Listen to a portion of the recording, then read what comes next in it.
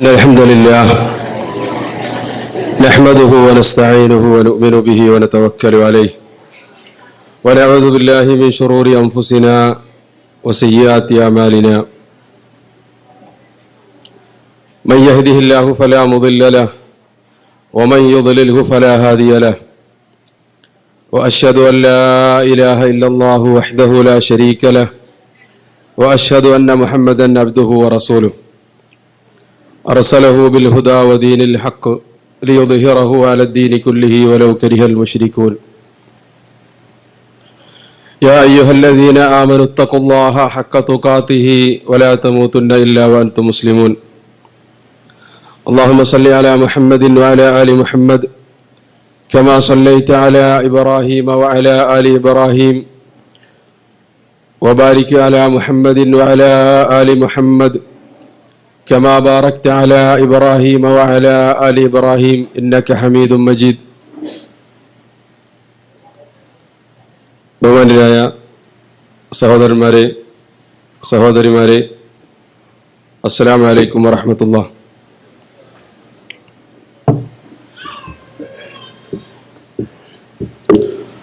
നമ്മൾ ഈ സമയത്ത് ചർച്ച ചെയ്തു വരുന്നത്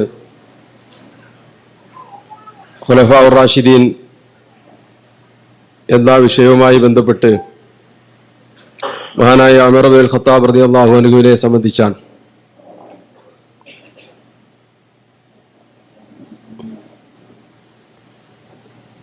ഇടയ്ക്കിടെ ഉണർത്താറുള്ളത് പോലെ നമ്മൾ ചരിത്രം പഠിക്കുന്നത് നമ്മളുടെ നേതാക്കളും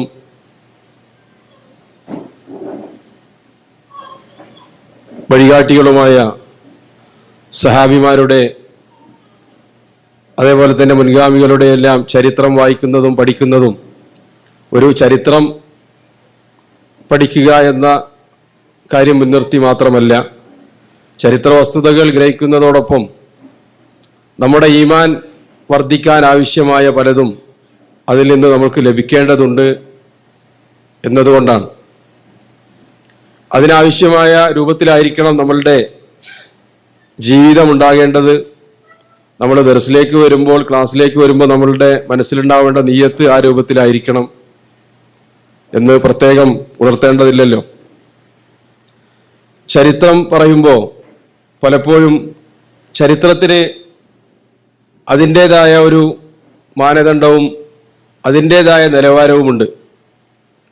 നമ്മൾ വിശുദ്ധ ഖുർആനിൽ അള്ളാഹു പറഞ്ഞ ഒരു ചരിത്രം ഒരുപക്ഷെ നമ്മൾ പഠിക്കാത്തതായിരിക്കാം, നമ്മൾക്കത് അറിയില്ല. ഖുർആനിൽ അള്ളാഹു പറഞ്ഞതാണ്, ഒന്നുകിൽ വിശദമായി അതല്ലെങ്കിൽ സംക്ഷിപ്തമായി. പക്ഷെ നമ്മൾ കേട്ടിരിക്കാൻ പലപ്പോഴും സാധ്യതയില്ലാത്ത ഒരുപാട് കഥകളും സംഭവങ്ങളും ഖുർആനിലുണ്ട്. എന്നാൽ ചരിത്രത്തിൽ നബി സല്ലല്ലാഹു അലൈഹി വസല്ലമ തങ്ങളെ സംബന്ധിച്ചും സഹാബിമാരെ സംബന്ധിച്ചും ഒക്കെയുള്ള ഒരുപാട് കഥകൾ നമ്മുടെ ഇടയിൽ ഖുർആനിലെ ആയത്തുകളെക്കാൾ പ്രചാരത്തിലുണ്ടായിരിക്കും. അത് പലപ്പോഴും തീരെ പ്രാമാണികമോ വിശ്വാസയോഗ്യമോ ആയിക്കൊള്ളണമെന്നില്ല. പക്ഷെ ആളുകൾക്കിടയിൽ അത് വളരെ പ്രസിദ്ധമാണ്. എന്നാൽ അതിൻ്റെ 10-1 പ്രചാരം പോലും ഖുർആനിൽ അള്ളാഹു പറഞ്ഞ കഥകൾക്ക് ഒരുപക്ഷെ ലഭിച്ചു കൊള്ളണമെന്നില്ല. അത് പല കാരണങ്ങളുണ്ടായിരിക്കാം, മുസ്ലിങ്ങൾ അവഗണിച്ചത് കൊണ്ടല്ല. ചില സംഭവങ്ങൾ അങ്ങനെയാണ്, ആളുകൾക്കിടയിൽ പ്രചാരത്തിലുണ്ടാവും. അതുകൊണ്ട് തന്നെ കഥ, ചരിത്രം നമ്മൾ പറയുമ്പോൾ അത് ചരിത്രം എന്ന നിലയിൽ പണ്ഡിതന്മാർ ഉദ്ധരിക്കും, ഗ്രന്ഥങ്ങളിൽ ഉദ്ധരിക്കും, പ്രഭാഷണങ്ങളിലൊക്കെ പറയാം. പക്ഷെ ഒരു തെളിവായി അത്തരം ചരിത്രങ്ങൾ നമുക്ക് ഉപയോഗിക്കാൻ പറ്റൂല. തെളിവ് വിശുദ്ധ ഖുർആനും വിശ്വാസികളുടെ പ്രമാണമായി രേഖയായി നമ്മൾക്ക് പറയാനുള്ളത് വിശുദ്ധ ഖുർആൻ, ഹദീസ്. പിന്നീട് ചരിത്രങ്ങളിൽ വരുന്ന കാര്യങ്ങൾ നമ്മുടെ വിശ്വാസവുമായോ കർമ്മവുമായോ ബന്ധപ്പെടുമ്പോൾ ആ സമയത്ത് പണ്ഡിതന്മാർ അതിൻ്റെ വിശ്വാസ്യതയെ സംബന്ധിച്ച് ചർച്ച ചെയ്യുകയും അത് ശരിയാണോ അല്ലേ എന്ന് വേർതിരിക്കുകയും ചെയ്യും. അതല്ലെങ്കിൽ അങ്ങനെ പറഞ്ഞു പോകും. ചിലപ്പോൾ അത് വിശ്വാസയോഗ്യമല്ല എന്ന് വ്യക്തമാക്കും. പലപ്പോഴും പണ്ഡിതന്മാർ അങ്ങനെ പറയാറില്ല.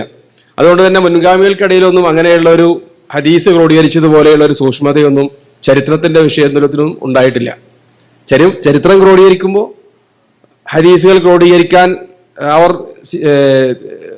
വെച്ചിരുന്ന നിബന്ധനകളോ മാനദണ്ഡങ്ങളോ പാലിച്ചിരുന്നുമില്ല. അതുകൊണ്ട് തന്നെ ചരിത്രത്തിൽ നമ്മൾ പറയുമ്പോൾ അതിന് അതിൻ്റെതായ ഒരു നിലവാരമേ ഉണ്ടാവുകയുള്ളൂ. അത് നമ്മൾ പ്രത്യേകം മനസ്സിലാക്കണം. ക്ലാസ്സിൽ നമ്മൾ ഖുർആനും ഹദീസും ഒരു സ്ഥലത്ത് ക്ലാസ് എടുക്കാറുണ്ട്, വേറെ സ്ഥലത്ത് ചരിത്രപരമായ ക്ലാസ്സാണ്. അത് രണ്ടും ഒരേപോലെ ആയിട്ട് എന്ത് ചെയ്യാൻ പറ്റൂല, നമ്മൾ കണക്ക് കൂട്ടാൻ പാടില്ല എന്ന് പ്രത്യേകം ഉണർത്തുകയാണ്. അതോടൊപ്പം പ്രത്യേകിച്ച് ഉണർത്തേണ്ടതോ ആളുകൾക്കിടയിൽ ആശയക്കുഴപ്പം ഉണ്ടാക്കുന്നതോ ആയ കള്ളക്കഥകൾ, നമ്മുടെ വിശ്വാസത്തെ ബാധിക്കുന്ന, നമ്മുടെ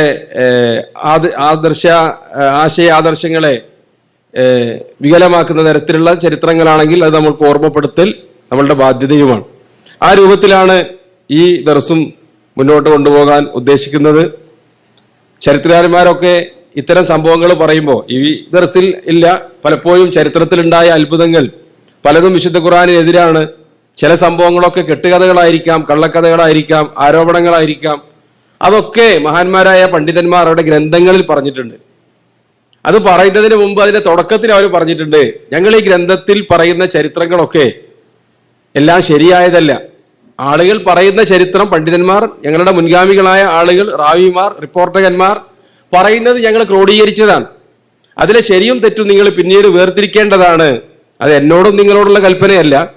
അവർ ഗ്രന്ഥങ്ങൾ രചിച്ച കാലത്ത് അത് കൈകാര്യം ചെയ്യാറുണ്ടായിരുന്ന വിദ്യാർത്ഥികൾ അവരെ പോലെ മറ്റു പണ്ഡിതന്മാരാണ്, അവരോടുള്ള കൽപ്പനയാണ്.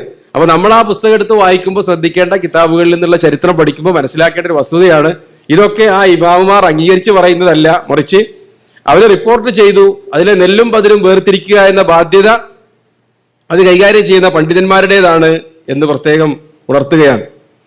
ഏതായിരുന്നാലും ഇന്ന് നമ്മളുടെ വിഷയം സയ്യിദുനാ ഉമർ ബിൻ ഖത്താബ് റളിയല്ലാഹു അൻഹു ആണ്. കഴിഞ്ഞ ദർസിൽ അദ്ദേഹത്തെ സംബന്ധിച്ചുള്ള ചെറിയ ഒരു വിശദീകരണമാണ് നമ്മൾ പഠിക്കേണ്ടായത്. ഇന്ന് അദ്ദേഹത്തിന്റെ വ്യക്തി ജീവിതത്തെ സംബന്ധിച്ച്, അദ്ദേഹത്തിന്റെ തറവാട്, ജീവിച്ച പശ്ചാത്തലം, അദ്ദേഹത്തിന്റെ ഇസ്ലാം സ്വീകരണം തുടങ്ങിയ വിഷയങ്ങളാണ് നമ്മൾ പഠിക്കുന്നത്. ഒന്നാമതായി പേര് നമ്മൾക്ക് എല്ലാവർക്കും അറിയാം, മുസ്ലിം ആയതിനു ശേഷം പ്രത്യേകിച്ച് മാറ്റിയിട്ടൊന്നുമില്ല, ഉമർ എന്നാണ് അദ്ദേഹത്തിന്റെ പേര്. ജാഹിലിയ കാലത്ത് ആളുകളുടെ സമ്പ്രദായം എന്താണെന്ന് വെച്ചാൽ പേരിടുക, സ്ത്രീകൾക്ക് തരക്കേടില്ലാത്തൊരു പേരിടും അവർ കണ്ടിരുന്ന. പുരുഷന്മാർക്ക് പലപ്പോഴും പല ആയുധങ്ങളുടെയോ അല്ലെങ്കിൽ ശത്രുക്കൾ കേട്ടാൽ പേടിക്കുന്ന തരത്തിലുള്ള ഒരു പേരാണ് വെക്കുക. ഹന്തല, അതേപോലെ എന്താ പറയുന്നത് വെച്ചാൽ ഹന്തല എന്ന് പറഞ്ഞാൽ ആട്ടങ്ക എന്നാണ് അതിന്റെ അർത്ഥം. അതായത് എന്തിനാ മകനാ പേരിട്ടിട്ടുള്ളത്? അത് ശത്രു ഗോത്രങ്ങളെ സംബന്ധിച്ചിടത്തോളം ഈ മകനെ തൊട്ടാൽ അതൊരു ആട്ടങ്ക അടിച്ച പോലെ ഉണ്ടാകും എന്നൊരർത്ഥാണ് അവർ നൽകുന്നത്. അങ്ങനെയുള്ള പേരുകളായിരിക്കും മിക്കതും. അതിന്റെ ഉദ്ദേശം അവർക്കുണ്ട്.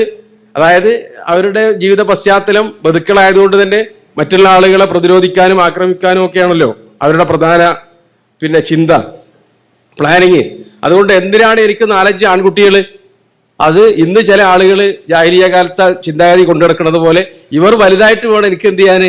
പണ്ട് എൻ്റെ ഉപ്പാപ്പാനോട് ഈ ഗോത്രക്കാര് അടി ഉണ്ടാക്കിയിട്ടുണ്ട്, അതിന് പ്രതികാരം ചെയ്യാൻ എന്നൊക്കെയുള്ള നിയത്തിലായിരിക്കും അവർ ജീവിക്കുക. അതുകൊണ്ടാണ് പെൺകുട്ടികളോട് അവർക്ക് താല്പര്യം ഇല്ലാതിരുന്നത്. കാരണം അവരായിരുന്നു പറ്റൂലല്ലോ പ്രതികാരം എടുക്കാൻ. അപ്പൊ അതൊക്കെ അവരുടെ പേരിൽ അവർ അന്ന് സ്വീകരിച്ചിരുന്ന നിലപാടാണ്. അതുകൊണ്ട് പല പേരുകളും കേട്ടാൽ നമ്മൾ അത്ഭുതപ്പെടും. പക്ഷെ അതിൽ ചീത്ത പേരുകൾ പലപ്പോഴും നബി സല്ലല്ലാഹു അലൈഹി വസല്ലം തങ്ങൾ മാറ്റിയിട്ടുണ്ട്, പ്രത്യേകിച്ച് വിഗ്രഹാരാധനയുമായി ബന്ധപ്പെട്ടത്. അവിശ്വാസത്തിലേക്ക് ചേർത്ത് പറയുന്ന പേരുകളൊക്കെ മാറ്റിയതായി നമുക്ക് കാണാൻ പറ്റും. ഉമർ എന്ന പേരിന്റെ അർത്ഥം, ഉമർ എന്ന് പറഞ്ഞാൽ വയസ്സ് എന്നാണ്. ദീർഘായുസ് ലഭിക്കുന്നവൻ അല്ലെങ്കിൽ ലഭിക്കട്ടെ എന്ന ഒരു ആശംസ ഉൾക്കൊള്ളുന്ന പേരാണ് അത്. അദ്ദേഹത്തിന്റെ പിതാവിന്റെ പേര് ഉമർ ഇബ്നുൽ ഖത്താബ്, ഖത്താബിന്റെ മകനാണ്. നമ്മുടെ ചരിത്രത്തിൽ അങ്ങനെയും അദ്ദേഹത്തിന് അറിയപ്പെടാറുണ്ട്. പിന്നെ ഖലീഫ ഉമർ എന്നാണ് ഒരുപക്ഷെ നമ്മളുടെ നാട്ടിലൊക്കെ അദ്ദേഹത്തിന്റെ പ്രചാരത്തിലുള്ള പേര്. അത് ഖലീഫ അതിനുശേഷം നൽകിയ സ്ഥാനപ്പേരാണ്. അദ്ദേഹത്തിന്റെ കുടുംബം നമുക്കറിയാം ഖുറൈശികളാണ്. ഖുറൈശികളിലെ ഉപഗോത്രമായ അദവികളാണ്. നബി സല്ലല്ലാഹു അലൈഹി വസല്ലം തങ്ങളുടെ 7ാമത്തെ പിതാമഹൻ ഉമർ ബിൻ ഖത്താബ് റളിയല്ലാഹു അൻഹുവിന്റെ 8ാമത്തെ പിതാമഹനാണ്. നേരത്തെ നമ്മൾ പഠിച്ചിരുന്നു അല്ലെങ്കിൽ തുടക്കത്തിൽ അബൂബക്കർ സിദ്ദീഖ് റളിയല്ലാഹു അൻഹുവിനെ സംബന്ധിച്ച് പറഞ്ഞപ്പോൾ 6ാമത്തെ പിതാമഹനായിരുന്നു. അതിലാണ് കഅബ് ഇബ്നു മുറയിലായിരുന്നു അബൂബക്കർ സിദ്ദീഖ് റളിയല്ലാഹു അൻഹുവും അതേപോലെ നബി സല്ലല്ലാഹു അലൈഹി വസല്ലം തങ്ങളും ഒരുമിച്ചിരുന്നത്. ഉമർ ബിൻ ഖത്താബ് റളിയല്ലാഹു അൻഹു സംബന്ധിച്ചിടത്തോളം അദ്ദേഹത്തിന്റെ 8ാമത്തെ പിതാമഹനാണ് നബി സല്ലല്ലാഹു അലൈഹി വസല്ലം തങ്ങളുടെ 7ാമത്തെ പിതാമഹൻ. ശരിക്ക് നമുക്ക് നോക്കിയാൽ അറിയാൻ പറ്റും. ഉമർ ഇബ്നുൽ ഖത്താബ് ഇബ്നു നുഫൈൽ ഇബ്നു അബ്ദുൽ ഉസ്സ ഇബ്നു റയാഹ് ഇബ്നു അബ്ദുല്ലാഹി ഇബ്നു ഖുർത്ത് ഇബ്നു റസാഖ് ഇബ്നു അദി, അവിടുന്ന് അങ്ങോട്ട് ഇതാണ് 8ാമത്തെ ഉമർ ബിൻ ഖത്താബ് റളിയല്ലാഹുവിന്റെ പിതാമഹൻ, പിന്നെ കഅബ് ഇബ്നു ലുഐ ഇബ്നു ഗാലിബ് ഇബ്നു ഫിഹർ, ഇത് നബി സല്ലല്ലാഹു അലൈഹി വസല്ലം തങ്ങളുടെ പിതാക്കന്മാരിലേക്ക് എത്തി. അപ്പോൾ അവർ ഖുറൈശികളാണ്. അതിൽ നേരത്തെ നിങ്ങൾ കേട്ട റസാഖ് ഇബ്നു അദി ഇബ്നു കഅബ്, ഈ അദിയിലേക്കാണ് ചേർത്തിക്കൊണ്ട് അദവികൾ എന്ന് പറയുന്നത്. അബൂബക്കർ സിദ്ദീഖ് റളിയല്ലാഹു അൻഹു ഖുറൈശിയാണ്. അതോടൊപ്പം അദ്ദേഹം എന്തായിരുന്നു? തൈം ഇബ്നു മുറ ഇബ്നു കഅബ് എന്ന് പറഞ്ഞില്ലേ, തൈമി ആയിരുന്നു. അതുകൊണ്ട് അബൂബക്കർ സിദ്ദീഖ് തൈമി, ഉമർ ഇബ്നുൽ ഖത്താബ് അൽ അദവി അൽ ഖുറശി എന്നാണ് അവർ വ്യക്തമായിട്ട് പറയാറുള്ളത്. ഇതാണ് അദ്ദേഹത്തിന്റെ വംശ പരമ്പര. മക്കയിൽ ഈ അദവി ഗോത്രക്കാർക്ക് നല്ല സ്ഥാനം ഉണ്ടായിരുന്നു. ഖുറൈശികളിലെ ഒരു ഉപഗോത്രമാണ്. അതോടൊപ്പം കഅബയുടെ പരിസരത്ത് തന്നെയായിരുന്നു താമസിച്ചിരുന്നത്. ഇന്ന് മക്കയിൽ പോകുന്ന ആളുകൾക്ക് അവിടെ ഒരു പർവ്വതത്തിന്റെ പേര് ജബൽ ഉമർ, അതിപ്പോൾ അപ്രത്യക്ഷമായ രൂപമാണ്. അതിന് വലിയ ബിൽഡിങ്ങുകളും ആ പ്രൊജക്ടിന്റെ പേര് അതായതുകൊണ്ട് കുറച്ചു കാലം കൂടിയൊക്കെ അത് നിൽക്കുന്ന കാലത്തോളം ആ പേരിൽ അറിയപ്പെട്ടേക്കാം. അവിടെ ഉണ്ടായിരുന്ന വലിയ ഒരു പർവ്വതം, അതിന്റെ പേര് ജബൽ ഉമർ എന്നായിരുന്നു. അതിന്റെ അടുത്ത് തന്നെയായിരുന്നു അവർ താമസിച്ചിരുന്നത് എന്നാണ് ചരിത്രം പറയുന്നത്. അദവികളുടെ വാസസ്ഥലം ആ പർവ്വതത്തോട് ചുറ്റിപ്പറ്റിയായിരുന്നു. ആക്കിർ എന്നായിരുന്നു ആ പർവ്വതത്തിന്റെ പഴയ കാലത്തുണ്ടായിരുന്ന പേര്. പിന്നെ ഇസ്ലാം വന്നതിന് ശേഷം ഇവരവിടെ താമസിച്ച കാരണത്താലാണ് ആ പർവ്വതത്തിലേക്ക്, പിന്നെ ആ പർവ്വതത്തിനെ ഈ പേരിൽ വിളിക്കാറുള്ളത്. ഏതായിരുന്നാലും അതുമായി ബന്ധപ്പെട്ട ഒരുപാട് അന്ധവിശ്വാസം ആളുകൾക്കിടയിലുണ്ട്. അതിന്റെ അടിയിൽ ദജ്ജാല് ദാബത്തുല്ലാർന്ന് ഒളിച്ചിരിക്കുകയാണ്. അതുകൊണ്ടാണ് അത് പൊട്ടിച്ച് അല്പം ഇനി അവിടെ ബാക്കിയാക്കിയിട്ടുള്ളത്, ആ ജന്തു പുറത്തു വരാതിരിക്കാൻ എന്നൊക്കെ ആളുകൾ പിന്നെ ഇങ്ങനെ പടച്ചു വിടാറുണ്ട്. നമ്മൾ പലപ്പോഴും കേൾക്കാറുണ്ട് അങ്ങനെയുള്ള വാദങ്ങളൊക്കെ. അതൊന്നും സ്ഥിരപ്പെടാത്ത, ആളുകൾക്കിടയിൽ സ്ഥിരപ്പെട്ട ഓരോ പിന്നെ കെട്ടുകഥകളാണ് എന്നതിന്റെ കൂട്ടത്തിൽ മനസ്സിലാക്കാൻ പറ്റും. ഏതായിരുന്നാലും ഖുറൈശികളിൽ നല്ല സ്ഥാനം ഉണ്ടായതുകൊണ്ട് തന്നെ ഖുറൈശികളിലെ പ്രധാന കാര്യങ്ങൾക്കും അവരുടെ ഏറ്റവും വലിയ അഭിമാനം എന്ന് പറയുന്നത് കഅബയാണ്. അതിന്റെ പരിപാലനത്തിലൊക്കെ പങ്കെടുക്കാറുണ്ടായിരുന്നു. കഅബ പൊളിച്ച് പണിതപ്പോ അത് കെട്ടാനുള്ള ഹിജർ ഇസ്മായിലിന്റെ ഭാഗം ഈ ബനു അദി ഗോത്രക്കാർ കൂടി ചേർന്നാണ്, ബനു അബ്ദുദ്ദാറും കൂടി ചേർന്നാണ് കെട്ടിയിരുന്നത്. കെട്ടിക്കഴിഞ്ഞപ്പോ പിന്നെ അതിലും വലിയ പ്രശ്നമായി. അതെന്താണ്? ഹജറുൽ അസ്വദ് വെക്കേണ്ടത്. അപ്പൊ പിന്നെ അവരെന്നാ ഒന്ന് കയ്യൊക്കെ പരീക്ഷിക്കാം എന്ന അവസ്ഥയിലേക്കാണ് എത്തിയത്. ആ സമയത്ത് ഈ ബനു അദി ഗോത്രക്കാരും അവരുടെ കൂടെ ഉണ്ടായിരുന്ന ആളുകളൊക്കെ പിന്നെ രക്തം കൊണ്ടുവന്ന് അവിടെ ഒഴിച്ചിട്ടാണ് പ്രതിജ്ഞ ചെയ്തത്. ഇത് നമ്മൾ തന്നെ വെക്കണം, അത് പിന്മാറുന്ന പ്രശ്നമില്ല എന്ന രൂപത്തിലൊക്കെ അവർ പ്രതിജ്ഞ ചെയ്തിരുന്നു. ആ കൂട്ടത്തിൽ ആരുണ്ടായിരുന്നു? ഈ ബനി അദി ഗോത്രക്കാരൊക്കെ ഉണ്ടായിരുന്നു. ചുരുക്കം പറഞ്ഞാൽ കഅബ പരിപാലനത്തിന് നല്ല സ്ഥാനം ഉണ്ടായിരുന്നു. മക്കയിൽ നല്ല ഒരു നിലവാരത്തിലുള്ള ഗോത്രത്തിലാണ് അദ്ദേഹം ജനിച്ചത്. പിതാവിന്റെ ഗോത്രമാണ് പറഞ്ഞത്. ഉമ്മയുടെ ഗോത്രം, ഉമ്മയുടെ പേര് ഹൻതമ എന്നാണ്. ഹൻതമ ബിൻത്ത് ഹാഷിം ഇബ്നുൽ മുഗീറ ഇബ്നു അബ്ദുല്ലാഹി ഇബ്നു ഉമർ ഇബ്നു മഖ്സൂം. അവരും പിന്നെ മുറ ബിൻ കഅബ് എന്ന് പറയുന്ന നബി സല്ലല്ലാഹു അലൈഹി വസല്ലം തങ്ങളുടെ പിതാവിലേക്ക് എത്തിച്ചേരുന്നുണ്ട്. ഹൻതമ ബിൻതു ഹാഷിം ഇബ്നുൽ മുഗീറ, ഇത് വലീദ് ഇബ്നുൽ മുഗീറ എന്ന് പറയുന്ന നമ്മളുടെ ഖാലിദ് വലീദ് റളിയല്ലാഹു അൻഹു, അതേപോലെ അംർ ഇബ്നു ഹിഷാം ഇബ്നുൽ മുഗീറ, അതേപോലെ അങ്ങനെയൊക്കെയുള്ള പ്രമുഖരായ ഒരുപാട് ആളുകൾ ജീവിച്ച ഈ ഗോത്രാണ്, അവരുടെ തറവാടാണത്. വലീദ് ഇബ്നുൽ മുഗീറ ആരായിരുന്നു? അറേബ്യയിൽ ഉണ്ടായിരുന്ന ഏറ്റവും പ്രമുഖനായ പണ്ഡിതനും സാഹിത്യകാരനും കവിയും എല്ലാം ആയിരുന്നു അദ്ദേഹം. നബി സല്ലല്ലാഹു അലൈഹി വസല്ലം തങ്ങളോട് ചർച്ചയ്ക്കൊക്കെ വേണ്ടി പോയത് അദ്ദേഹമാണ്. ഖുറൈശികൾ പറയാറുണ്ടായിരുന്നത്, ഖുർആനോട് ഉദ്ധരിച്ചിട്ടുണ്ട്, എന്തുകൊണ്ട് വിശുദ്ധ ഖുർആൻ മക്കയിലെ രണ്ട് പ്രമുഖരായ വ്യക്തികൾക്ക് അവതരിച്ചില്ല? അതിലൊന്ന് അവർക്ക് തർക്കമില്ലാത്തത് ആരായിരുന്നു? എന്തുകൊണ്ട് വലീദ് ഇബ്നുൽ മുഗീറയ്ക്ക് ഖുർആൻ അവതരിച്ചില്ല? മക്കയിലെ ഏറ്റവും സമ്പന്നന്മാരിൽ ഒരാള് വലീദ് മുഗീറയായിരുന്നു. രണ്ടാം സ്ഥാനക്കാരൻ അബൂജഹലായിരുന്നു. അപ്പൊ നല്ല തറവാടുകാരനാണ്. ഉമ്മയുടെ ഗോത്രക്കാരും അതിലൊരുപാട് പ്രമുഖന്മാരുണ്ടായിട്ടുണ്ട്. രണ്ടാമത് നമുക്ക് ഇസ്ലാമിനെ സംബന്ധിച്ചിടത്തോളം ഖാലിദ് ബിൻ വലീദ് റളിയല്ലാഹു അൻഹു ആണ്. ഉമർ ഇബ്നുൽ ഖത്താബിന്റെ തന്നെ ഇതേപോലെ പിന്നെ ഉമ്മയുടെ ഉമ്മയുടെ പിതാവിന്റെ സഹോദരങ്ങളുടെ മക്കളാണ് അവരൊക്കെ. അതേപോലെ അംർ ഇബ്നു ഹിഷാം എന്ന് അറിയപ്പെടുന്ന, പിൽക്കാലത്ത് അബൂജഹൽ എന്നറിയപ്പെട്ട നബി സല്ലല്ലാഹു അലൈഹി വസല്ലം തങ്ങളാണ് അദ്ദേഹത്തിന് ആ പേര് വെച്ചത്. അബൂജഹൽ അവരുടെ ഗോത്രക്കാരനാണ്. അതേപോലെ ഉമ്മു സലമ റളിയല്ലാഹു അൻഹ, അവര് ഇവരുടെയൊക്കെ പിന്നെ പിതാവിന്റെ സഹോദരന്റെ മക്കളാണ്. നമ്മൾ കസിൻ പ്രദേശത്താണ് മൊത്തത്തിൽ അങ്ങനെയുള്ള പുതിയ പേര് പറയാറുള്ളത്. ഏതായിരുന്നാലും കുടുംബപരമായി നല്ല ബന്ധമുള്ള ആളുകളാണ് എന്നർത്ഥം. അറേബ്യയിലെ അല്ലെങ്കിൽ മക്കയിലെ ഏറ്റവും വിദ്യാസമ്പന്നരും കച്ചവടക്കാരും സാഹിത്യകാരന്മാരൊക്കെ ജീവിച്ച തറവാട്ടുകാരാണ് ആര്? ഉമ്മയുടെ ഗോത്രമായ ബനു മഖ്സൂം എന്നത് പ്രത്യേകം പ്രസ്താവ്യമാണ്. ഏതായിരുന്നാലും ഉമ്മയുടെയും അതേപോലെ ഉപ്പയുടെയും ഗോത്രം നല്ല തറവാടും അതേപോലെ തന്നെ സ്ഥാനവുമുള്ള ഗോത്രക്കാരായിരുന്നു. അദ്ദേഹത്തിന്റെ വിളിപ്പേര് ഉമർ ഇബ്നുൽ ഖത്താബ് എന്നത് പേര്, പല പേര് അറിയപ്പെടാറുള്ളത് അബൂ ഹഫ്സ് എന്ന് വിളിപ്പേരുണ്ടായിരുന്നു. അബൂ ഹഫ്സ് എന്ന് പറഞ്ഞാൽ ഉമർ ഹഫ്സ എന്ന് പറഞ്ഞ മകളുണ്ട്. അങ്ങനെയാണ് പല ആളുകളും വിചാരിക്കാറുള്ളത്. ചില പണ്ഡിതന്മാർക്ക് വരെ പറഞ്ഞിട്ടുണ്ട്. ശരിക്ക് ഹഫ്സ എന്നല്ല പറയുന്നത്, പിന്നെയോ ഹഫ്സ് എന്നാണ്. അത് ജാഹിലിയ്യ കാലത്തിൽ അങ്ങനെ ഒരു പേര് അദ്ദേഹത്തിനുള്ളതായി സ്ഥിരപ്പെട്ടിട്ടില്ല ശരിക്ക്. പിന്നീട് ചരിത്രത്തിൽ കാണുന്നത് നബി സല്ലല്ലാഹു അലൈഹി വസല്ലം തങ്ങളാണ് ഉമർ ഇബ്നുൽ ഖത്താബ് അബൂ ഹഫ്സ് എന്ന് പേരിട്ടിട്ടുള്ളത്. അത് രണ്ടഭിപ്രായമുണ്ട്. അതിലൊരു അഭിപ്രായമാണ് പറയുന്നത്, അങ്ങനെയും അഭിപ്രായമുണ്ട്. ഹഫ്സയിലേക്ക് ചേർത്തുകൊണ്ടാണ്.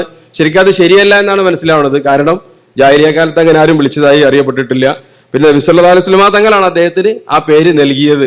അത് പല സന്ദർഭങ്ങളിലും നബി സല്ലല്ലാഹു അലൈഹി വസല്ലം തങ്ങൾ വിളിച്ചിട്ടുണ്ട്. ഒന്ന് ബദർ യുദ്ധവേളയിൽ നബി സല്ലല്ലാഹു അലൈഹി വസല്ലം തങ്ങൾ പറഞ്ഞു, അബ്ബാസ് ബിൻ അബ്ദുൽ മുത്തലിബ് അദ്ദേഹത്തിനെ നിങ്ങൾ കണ്ടാൽ വധിക്കരുത്. കാരണം അദ്ദേഹം നിർബന്ധിക്കപ്പെട്ടാണ് പിന്നെ യുദ്ധത്തിന് പുറപ്പെട്ടിട്ടുള്ളത്.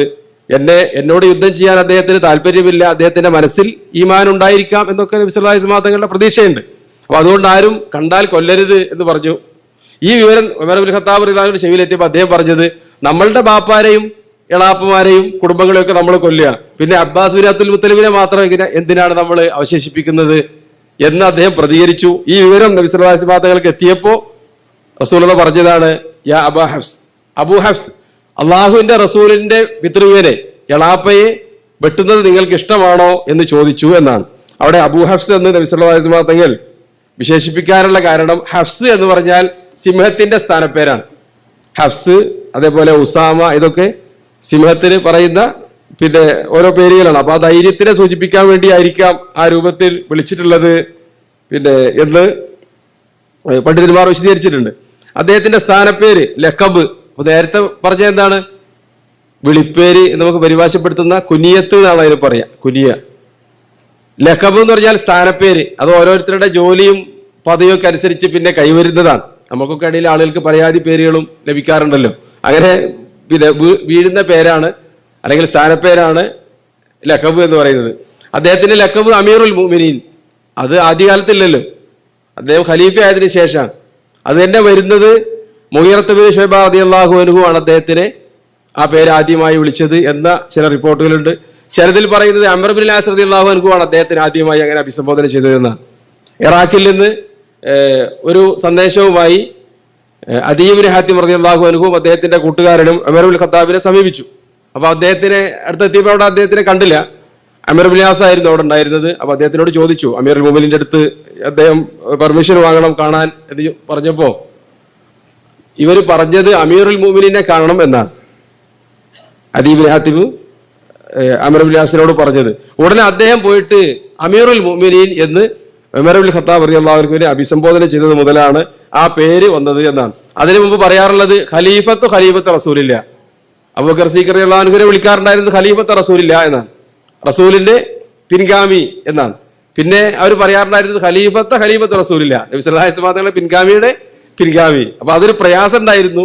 അങ്ങനെ ഇത് പോയി പിന്നെ അദ്ദേഹത്തിന് അമീറുൽ മുഅ്മിനീൻ എന്ന പേരിലായിരുന്നു അറിയപ്പെട്ടിരുന്നത് അദ്ദേഹം. പിന്നെയും അദ്ദേഹത്തിന് സ്ഥാനപ്പേരുണ്ട്. അത് അമീറുൽ മുഅ്മിനീൻ എന്ന പേര് വരുന്നതിന് മുമ്പ് ലഭിച്ചതാണ്. അതേതാണ് ആ പേര്? അൽ ഫാറൂഖ്, ഉമറുൽ ഫാറൂഖ് എന്നാണ് ഇതിലേറെ ഒക്കെ പ്രസിദ്ധമായ അദ്ദേഹത്തിന്റെ പേര്. അതിന്റെ സാഹചര്യം ചില ഹദീസുകളിൽ തന്നെ വന്നിട്ടുണ്ട്. അത്ര പ്രബലമായതൊന്നുമല്ല ആ റിപ്പോർട്ട്. അതിൽ പറയുന്നത് നബി സല്ലല്ലാഹു അലൈഹി വസല്ലം അദ്ദേഹത്തിനെ അങ്ങനെ വിളിച്ചു എന്നാണ്. നിങ്ങൾ സത്യത്തിനെയും ബാത്തിലിനെയും വേർതിരിച്ച ഫാറൂഖാണ് എന്ന് വിളിച്ചിട്ടുണ്ട്. പൊതുവെ ചരിത്ര ഗ്രന്ഥങ്ങളിൽ കാണുന്നത് ഉമർ റളിയല്ലാഹു അൻഹു മുസ്ലിം ആയതിനു ശേഷമാണ് അർഖം ഇബ്നു അബിൽ അർഖമിന്റെ വീട്ടിൽ ഒതുങ്ങിക്കഴിഞ്ഞിരുന്ന, രഹസ്യമായി താമസിച്ചിരുന്ന നബി സല്ലല്ലാഹു അലൈഹി വസല്ലം തങ്ങളും സഹാബിമാരും പുറത്തേക്ക് വന്നത്. മുസ്ലിങ്ങൾ ഇവിടെ ഉണ്ട് എന്ന് തന്റെ അടുത്തോടു കൂടി അവർക്ക് പറയാൻ ത്രാണി വന്നത് ഉമർ റളിയല്ലാഹു അൻഹുവിന്റെ ഇസ്ലാം ആശ്ലേഷണത്തിന് ശേഷമാണ്. അന്ന് മുതലാണ് ആ പേര് വന്നത് എന്ന് നമ്മൾക്ക് സഹാബിമാരുടെയൊക്കെ പ്രസ്താവനകളിൽ നിന്ന് ഗ്രഹിക്കാൻ പറ്റും. ഏതായിരുന്നാലും ഇതാണ് അദ്ദേഹത്തിന്റെ പേര്, വിളിപ്പേര്, സ്ഥാനപ്പേരുമായി ബന്ധപ്പെട്ട കാര്യങ്ങൾ. അദ്ദേഹം ജനിക്കുന്നത് നബി സല്ലല്ലാഹു അലൈഹി വസല്ലം തങ്ങളുടെ മൗലിദിന് ശേഷം, റസൂലിന്റെ മൗലിദ് എന്ന് പറഞ്ഞാൽ ജന്മത്തിനു ശേഷം. അത് മുമ്പൊരിക്കൽ ഒരാൾ കിതാബായിട്ട് വന്നിട്ട് പറഞ്ഞു, മൗലിദ് കഴിക്കാൻ ഖുർആനിലെ തെളിവുണ്ട്, ഹദീസിലും തെളിവുണ്ട്. ഹദീസിലുള്ളത് ബാബു മാ ജാ ഫി മൗലിദിൻ നബി, സഹീഹ് തിർമിദിയിലുള്ള ഹെഡിങ് ആണ് ഇയാൾ കാണിച്ചിരുന്നത്.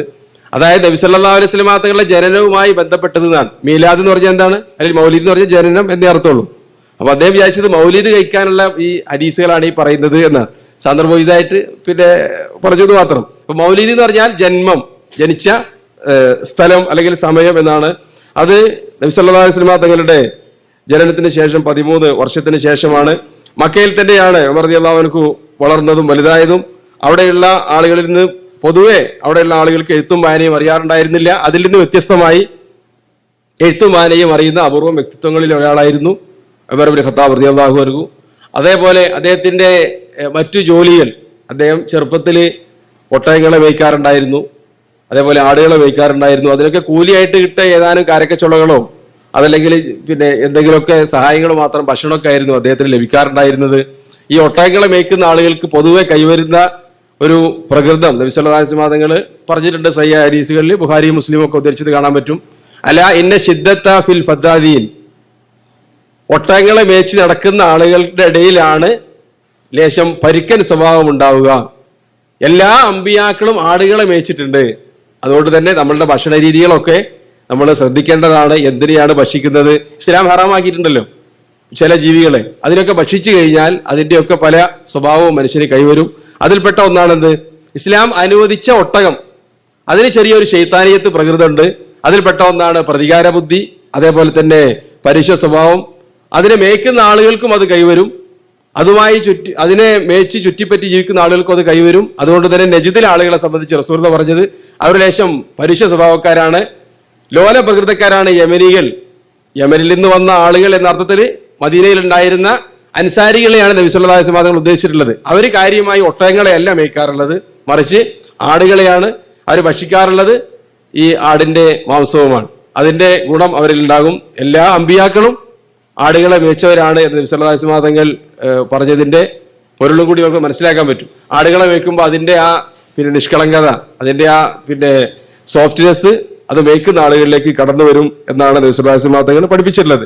പക്ഷേ ഉമർ ഇബ്നു ഖത്താബിന് മേയ്ക്കാൻ കിട്ടിയ എന്തിനെയാണ്? കാര്യമായി ഒട്ടകങ്ങളെയാണ്. അദ്ദേഹത്തിന്റെ ആ പ്രകൃതത്തിൽ അത് നന്നായി സ്വാധീനം ചെലുത്തിയിരുന്നു ആദ്യകാലത്ത് എന്ന് നമ്മൾക്കറിയാവുന്നതുപോലെ ചരിത്രത്തിൽ നമുക്ക് വായിക്കാൻ പറ്റും. അതേപോലെ തന്നെ അദ്ദേഹം കച്ചവടത്തിന് പോയിരുന്നു എന്ന് മാത്രമല്ല, ഖുറൈശികളിലെ നല്ല പിന്നെ സമ്പന്നനായി മാറി അദ്ദേഹം ചുരുങ്ങിയ പ്രായം കൊണ്ട് തന്നെ, ചെറുപ്പത്തിൽ തന്നെ. അദ്ദേഹത്തിന്റെ ഹിജറയുമായി ബന്ധപ്പെട്ട വിഷയത്തിൽ സഹീഹ് ബുഖാരി തന്നെ അത് കാണാൻ പറ്റും. ഉമർ ഇബ്നു ഖത്താബ് റളിയല്ലാഹു കൂടെ ആയിരുന്നു അയ്യാശ് ഇബ്നു അബി റബിയ എന്ന് പറയുന്ന സഹാബി ഹിജറ പോയത്. അപ്പൊ അബൂജഹലും അദ്ദേഹത്തിന്റെ സഹോദരൻ ഹാരിസ് ഇബ്നു ഹിഷാമും, അംർ ഇബ്നു ഹിഷാമും ഹാരിസ് ഇബ്നു ഹിഷാമും കൂടി അവരെ കാണാൻ വന്നു, അയ്യാശിനെ പിടിച്ചുകൊണ്ടാവാൻ വേണ്ടിയിട്ട്. അവിടെ വന്നിട്ട് പറഞ്ഞത്, നിങ്ങളുടെ ഉമ്മ നിങ്ങൾ പുറത്തിറങ്ങിയതിന് ശേഷം, ഹിജറ പോയതിന് ശേഷം പിന്നെ ഭക്ഷണം കഴിച്ചിട്ടില്ല, മുടി ചീകിയിട്ടില്ല, വെയിലത്ത് നിൽക്കുകയാണ്, മടങ്ങാതിരുന്നാൽ ഉമ്മ മരിച്ചു പോകും. അപ്പൊ അദ്ദേഹത്തിന് വിഷമായി. ഉമ്മ സത്യം ചെയ്തിട്ടുണ്ട് നിന്നെ കാണാതെ ഈ കാര്യങ്ങളൊന്നും ചെയ്യൂല എന്നുള്ളത്. അദ്ദേഹം കുബായിൽ നിന്ന് തിരിച്ചു പോവുകയാണ്. നബി സല്ലല്ലാഹു അലൈഹി വസല്ലം തങ്ങൾ അപ്പോൾ മക്കയിലാണുള്ളത്, ഹിജറ പോന്നിട്ടില്ലല്ലോ. ആ സമയത്ത് ഉമർ ഇബ്നു ഖത്താബ് പറഞ്ഞു, അയ്യാഷ് നിങ്ങളെ വഞ്ചിക്കാനാണ് ഇവർ വന്നിട്ടുള്ളത്, പോകരുത്.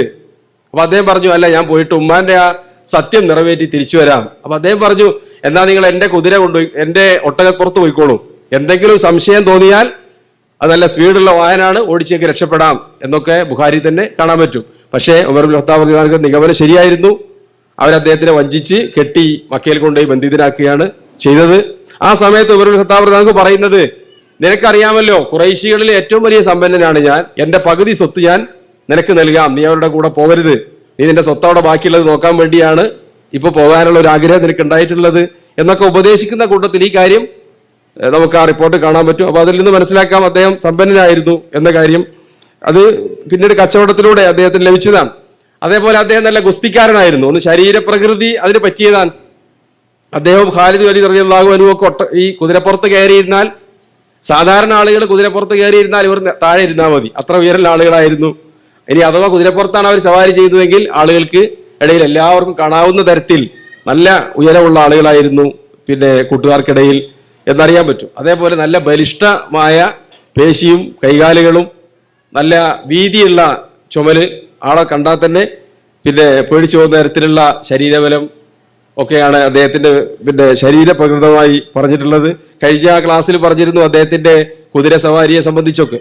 കുതിരപ്പുറത്തേക്ക് അദ്ദേഹം അതിന്റെ മൂക്കിന് പിടിച്ചിട്ട് അങ്ങോട്ട് ചാടി കയറലാണ് എന്നാണ്, അല്ലാതെ നമ്മൾ കയറുന്ന പോലെ മരത്തിൽ കയറുന്ന പോലെ പറ്റി പിടിച്ചിട്ടുള്ള കയറലല്ല. ആ രൂപത്തിലുള്ള ഉയരവും ശക്തിയൊക്കെ ഉണ്ടായതുകൊണ്ട് തന്നെ. അതേപോലെ ഗുസ്തി കൂടുക എന്നുള്ളതൊരു നല്ല പിന്നെ ഹോബി ആയിരുന്നു അദ്ദേഹത്തിന്. ഒക്കാതിലും മെജേനിലൊക്കെ പോയിട്ട് ഗുസ്തി പിടിച്ച് പിന്നെ ചെറിയ കുട്ടികളുടെയൊക്കെ ഹീറോ ആയി മാറുന്ന ഒരു സ്വഭാവം അദ്ദേഹത്തിനുണ്ടായിരുന്നു. പിന്നീട് അദ്ദേഹം നടത്താറുള്ള ഒരു പണി, അറബികൾക്കിടയിൽ പ്രശ്നം ഉണ്ടാവുന്ന എടുത്ത് മസലയത്ത് നടത്താൻ വേണ്ടിയിട്ട് അംബാസഡറായി പോകും. അത് കാര്യമായി ഉണ്ടായിരുന്നില്ല, അദ്ദേഹത്തിന്റെ പേരിൽ പറയുന്നതാണ്. കാരണം കുറേശികളെ സംബന്ധിച്ചിടത്തോളം അവർ യുദ്ധപ്രിയരും കലഹരും ആയിരുന്നില്ല മറ്റ് ഗോത്രങ്ങളെ അപേക്ഷിച്ച്. ബാക്കിയുള്ള ആളുകളെ സംബന്ധിച്ചിടത്തോളം അവര് മിക്കവാറും അങ്ങനെ തന്നെയാണ്. മക്കയിൽ കഅബ ഉണ്ടായതുകൊണ്ട് തന്നെ ഫലിയഅബ്ദു റബ്ബ ഹാദൽ ബൈത്തുല്ലദീ അത്അമഹും മിൻ ജൂ' വആമനഹും മിൻ ഖൗഫ്. അവിടെ സമാധാനം ഉണ്ടായിരുന്നു. ഖുറൈശികളോട് പോരാടുന്നത് മറ്റ് ഗോത്രക്കാർക്ക് ഇഷ്ടമുണ്ടായിരുന്നില്ല. കാരണം കഅബയുടെ അടുത്തേക്ക് വരാൻ പറ്റൂലല്ലോ എന്നുള്ളത് കൊണ്ട് തന്നെ അവർക്ക് പൊതുവെ അത്തരം കാര്യങ്ങൾ കുറവായിരുന്നു. ഏതായിരുന്നാലും ഉണ്ടായിരുന്ന സമയത്ത് അദ്ദേഹമായിരുന്നു പലപ്പോഴും അതിന് പോകാറുണ്ടായിരുന്നത്. അതേപോലെ തന്നെ അദ്ദേഹം വയസ്സായ സമയത്ത് പിന്നെ അസ്ലായി എന്ന് വിളിക്കാറുണ്ടായിരുന്നു. പലപ്പോഴും ഹദീസുകളിലോ കാണാൻ പറ്റും. അസ്ലായി എന്ന് പറഞ്ഞാൽ പിന്നെ കഷണ്ടി എന്നാണ്. അത് ചെറുപ്പകാലത്തല്ല, അവസാന കാലഘട്ടത്തിൽ സംഭവിച്ചതാണ്. നല്ല വെളുത്ത നിറമുള്ള ആളായിരുന്നു, ചരിത്രത്തിൽ കാണാൻ പറ്റും.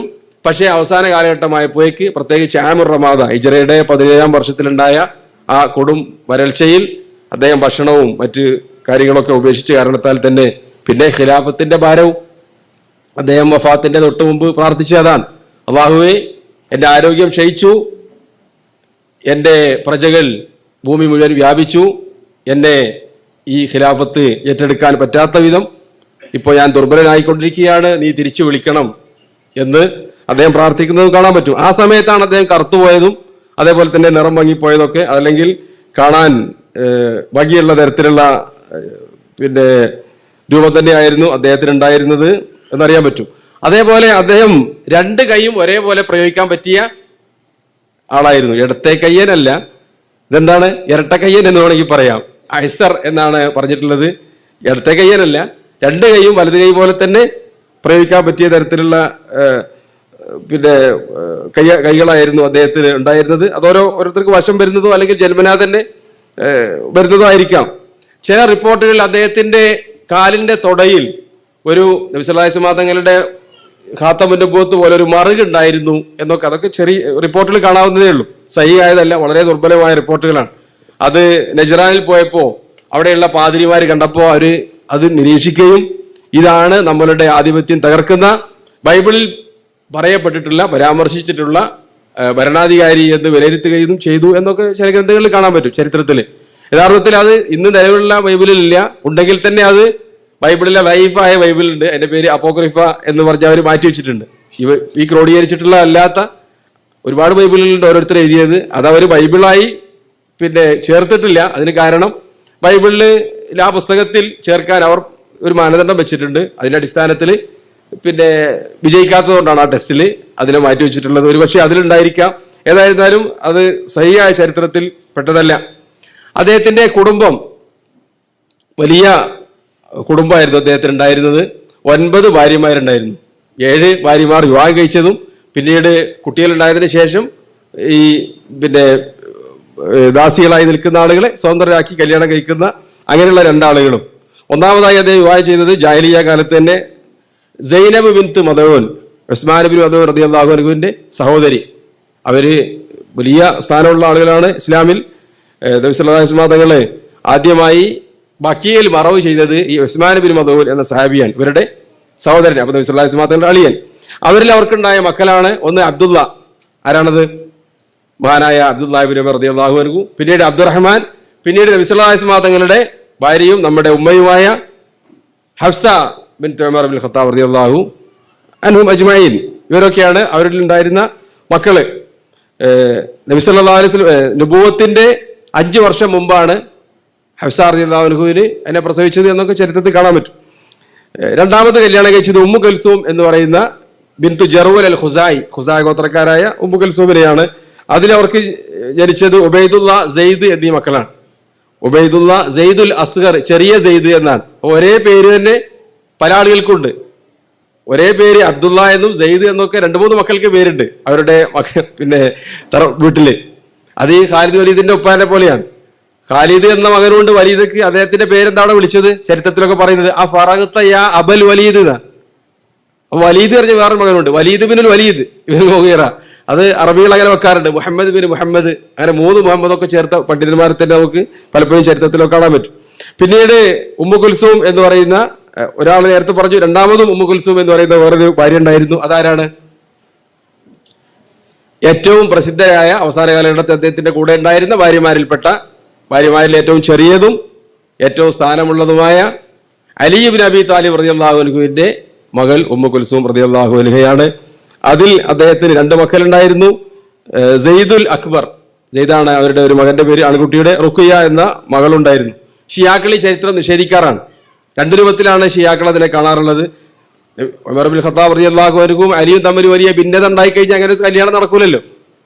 ഉമർ റളിയല്ലാഹു ചോദിച്ചു, നിങ്ങളുടെ ഒരു മകളെ ഞാൻ കല്യാണം കഴിക്കട്ടെ, നബി സല്ലല്ലാഹു അലൈഹി വസല്ലം തങ്ങളുമായുള്ള ബന്ധം എനിക്ക് നിലനിർത്താൻ വേണ്ടി എന്ന് അദ്ദേഹം പറഞ്ഞു. അലി റളിയല്ലാഹു സമ്മതിക്കുകയും ചെയ്തു. പക്ഷെ ഷിയാക്കൾ പറയുന്നത് അത് സൈനബിന്റെ വിളിപ്പേരാണ് ഉമ്മു കുൽസൂം. സൈനബിനെ ഉമർ കല്യാണം കഴിച്ചിട്ടില്ല, അപ്പൊ അതുകൊണ്ട് തന്നെ അങ്ങനെ സംഭവം ഇല്ല എന്നാണ് പലപ്പോഴും അവർ പറയാറുള്ളത്. എന്നാൽ ഉമർ ഇബ്നുൽ ഖത്താബ് റളിയല്ലാഹു അൻഹുവിനെതിരെയുള്ള ചാർജ് ഷീറ്റിൽ അലി റളിയല്ലാഹു അൻഹുവിന്റെ മകളെ ഉമർ ഇബ്നുൽ ഖത്താബ് റളിയല്ലാഹു അൻഹു ബലാത്സംഗം ചെയ്തു കൊണ്ടുപോയതാണ്, തട്ടിക്കൊണ്ടുപോയതാണ് എന്നൊരു കഥ പറഞ്ഞ് നെഞ്ചത്തടിച്ച് കരയുന്ന കൂട്ടത്തിൽ അവർ പറയാറുണ്ട്. വൈരുദ്ധ്യങ്ങളാണ് അവരുടെ അടുത്തുള്ളത്. യഥാർത്ഥത്തിൽ അങ്ങനെ മകളുണ്ടായിരുന്നു. ഉമർ ഇബ്നുൽ ഖത്താബ് റളിയല്ലാഹു അൻഹു അവരെ വിവാഹം ചെയ്യുകയും ചെയ്തിട്ടുണ്ട്. പിന്നീട് ജമീല ബിൻതു സാബിത്ത് എന്ന ഭാര്യ ഉണ്ടായിരുന്നു. അതിലാണ് അദ്ദേഹത്തിന് ആസിം എന്ന കുട്ടി ജനിക്കുന്നത്. ഒരു മകനെ ഉണ്ടായിരുന്നുള്ളൂ. ഈ ആസിമാണ് പിന്നീട് ലോകപ്രസിദ്ധനായ 2ാം ഉമറിന്റെ വല്യുപ്പയായി മാറിയത്. ആസിമിനോട് പറഞ്ഞു, പാൽക്കാരിയുടെ മകൾ എന്ന് പറയപ്പെടുന്നു, നല്ലൊരു പെൺകുട്ടിയുണ്ട്, നിനക്ക് കല്യാണം കഴിക്കണോ എന്ന് പറഞ്ഞുകൊണ്ട് കല്യാണം ചെയ്തു കൊടുത്തത് ഈ ആസിമിനാണ്. അദ്ദേഹത്തിന്റെ ലൈല എന്ന് പറയുന്ന മകളെ കല്യാണം കഴിച്ചത് Abdul Aziz bin Marwan bin Hakam എന്ന് പറയുന്ന രാജകുടുംബത്തിൽപ്പെട്ട മകനാണ്. അതിൽ അവർക്ക് ജനിച്ച മകന്റെ പേരാണ് എന്ത്? Umar bin Abdul Aziz. 2ാം ഉമർ എന്നാണ് അദ്ദേഹം അറിയപ്പെടാറുള്ളത്. പിന്നീട് ഹബീബ ബിൻത് ഖാരിജ് അൽ അൻസാരിയ, അതിൽ ഇയാദ് എന്ന് പറഞ്ഞൊരു മകൻ ജനിച്ചിട്ടുണ്ട്. പിന്നീട് നേരത്തെ പറഞ്ഞ വൃത്യകളായ 2 സ്ത്രീകൾ, അവരിലും പിന്നെ 3 മക്കളുണ്ടായിരുന്നു. 2 പേര് അബ്ദുറഹ്മാൻ, പിന്നെ സൈനബ് എന്ന് പറയുന്ന പെൺകുട്ടിയും. അങ്ങനെ 9 ഭാര്യമാരിലായി സെയ്ദും അബ്ദുറഹ്മാനും കൂട്ടിയാൽ 13 മക്കളായിരുന്നു ഉണ്ടായിരുന്നത്. അവരെല്ലാം നമുക്കറിയാം. അവരിൽ പല ആളുകളും നമ്മൾക്ക് പേര് പരിചയമുള്ളവരാണ്. പ്രത്യേകിച്ച് അബ്ദുല്ലാഹ് ബിൻ ഉമർ, അതേപോലെ തന്നെ ഹഫ്സ റളിയല്ലാഹു അൻഹ, ഉമ്മു കുൽസൂം, അതേപോലെ ആസിം റളിയല്ലാഹു അൻഹും അജ്മഈൻ. അവരൊക്കെ.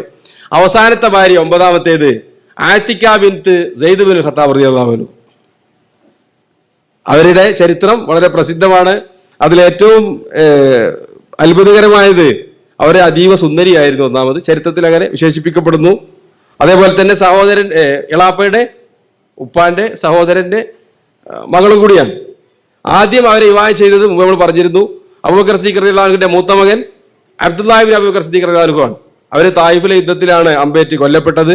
അതിനുശേഷമാണ് ഉമർ ഇബ്നുൽ ഖത്താബ് റളിയല്ലാഹു അൻഹു കല്യാണം കഴിക്കുന്നത്.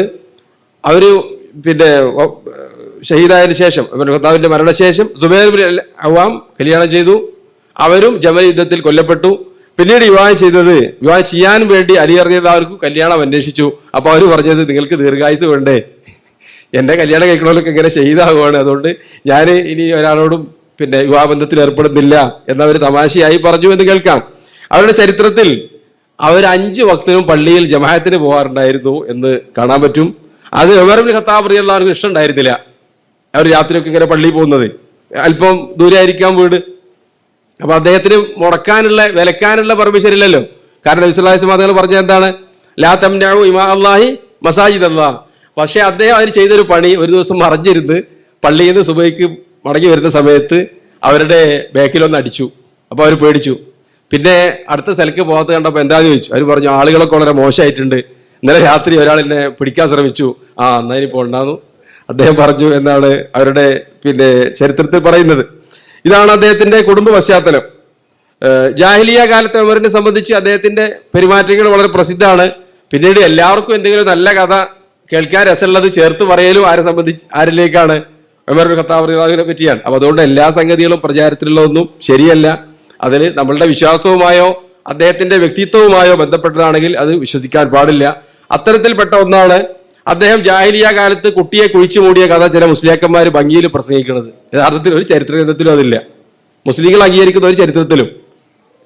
അതിനെ സംബന്ധിച്ച് പറഞ്ഞ പണ്ഡിതന്മാർ പറഞ്ഞത്, അബ്ബാസുൽ അക്കാദ് എന്ന് പറയുന്ന ഈജിപ്തിലെ വലിയ സാഹിത്യകാരൻ, അദ്ദേഹം അത് പറയുന്നുണ്ട്, വിമർശിക്കാൻ വേണ്ടി തന്നെയാണ് കൊടുത്തിട്ടുള്ളത്. ഒരു അഹ്ലുസുന്നയിൽപ്പെട്ട അല്ലെങ്കിൽ ഒരു മുസ്ലിം പണ്ഡിതൻ അടുത്ത കാലത്ത് പറഞ്ഞത്, അദ്ദേഹം അത് വിശ്വാസയോഗ്യമല്ല എന്നാണ് പറഞ്ഞിട്ടുള്ളത്.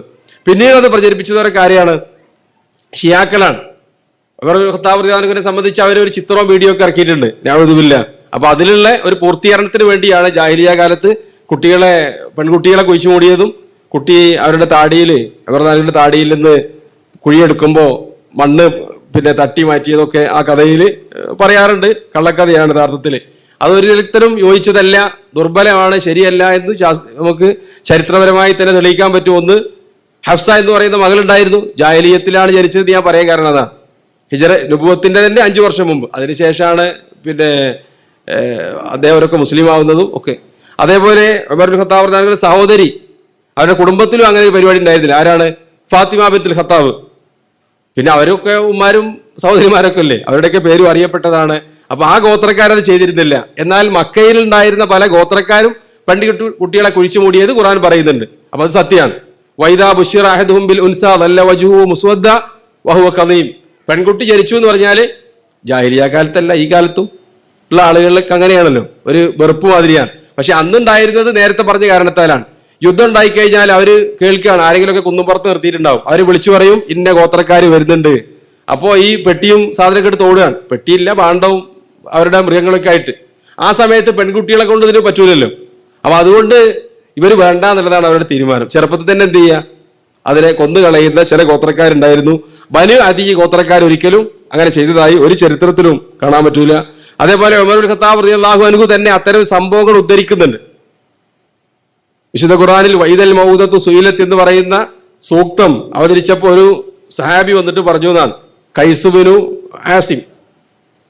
അദ്ദേഹം പറഞ്ഞു, ഞാൻ ജാഹിലിയ കാലത്ത് എന്റെ പെൺകുട്ടികളെ കുഴിച്ചു മൂടിയിട്ടുണ്ട്, അതിനെന്താണ് പരിഹാരം? നബി സല്ലല്ലാഹു അലൈഹി വസല്ലം തങ്ങൾ പറഞ്ഞു, അടിമയെ മോചിപ്പിക്കാൻ ഓരോ മക്കൾക്കും എന്നൊക്കെ. ആ ചരിത്രത്തിലുള്ളതാണ്, അത്ര സ്ഥിരപ്പെട്ടൊന്നുമല്ല.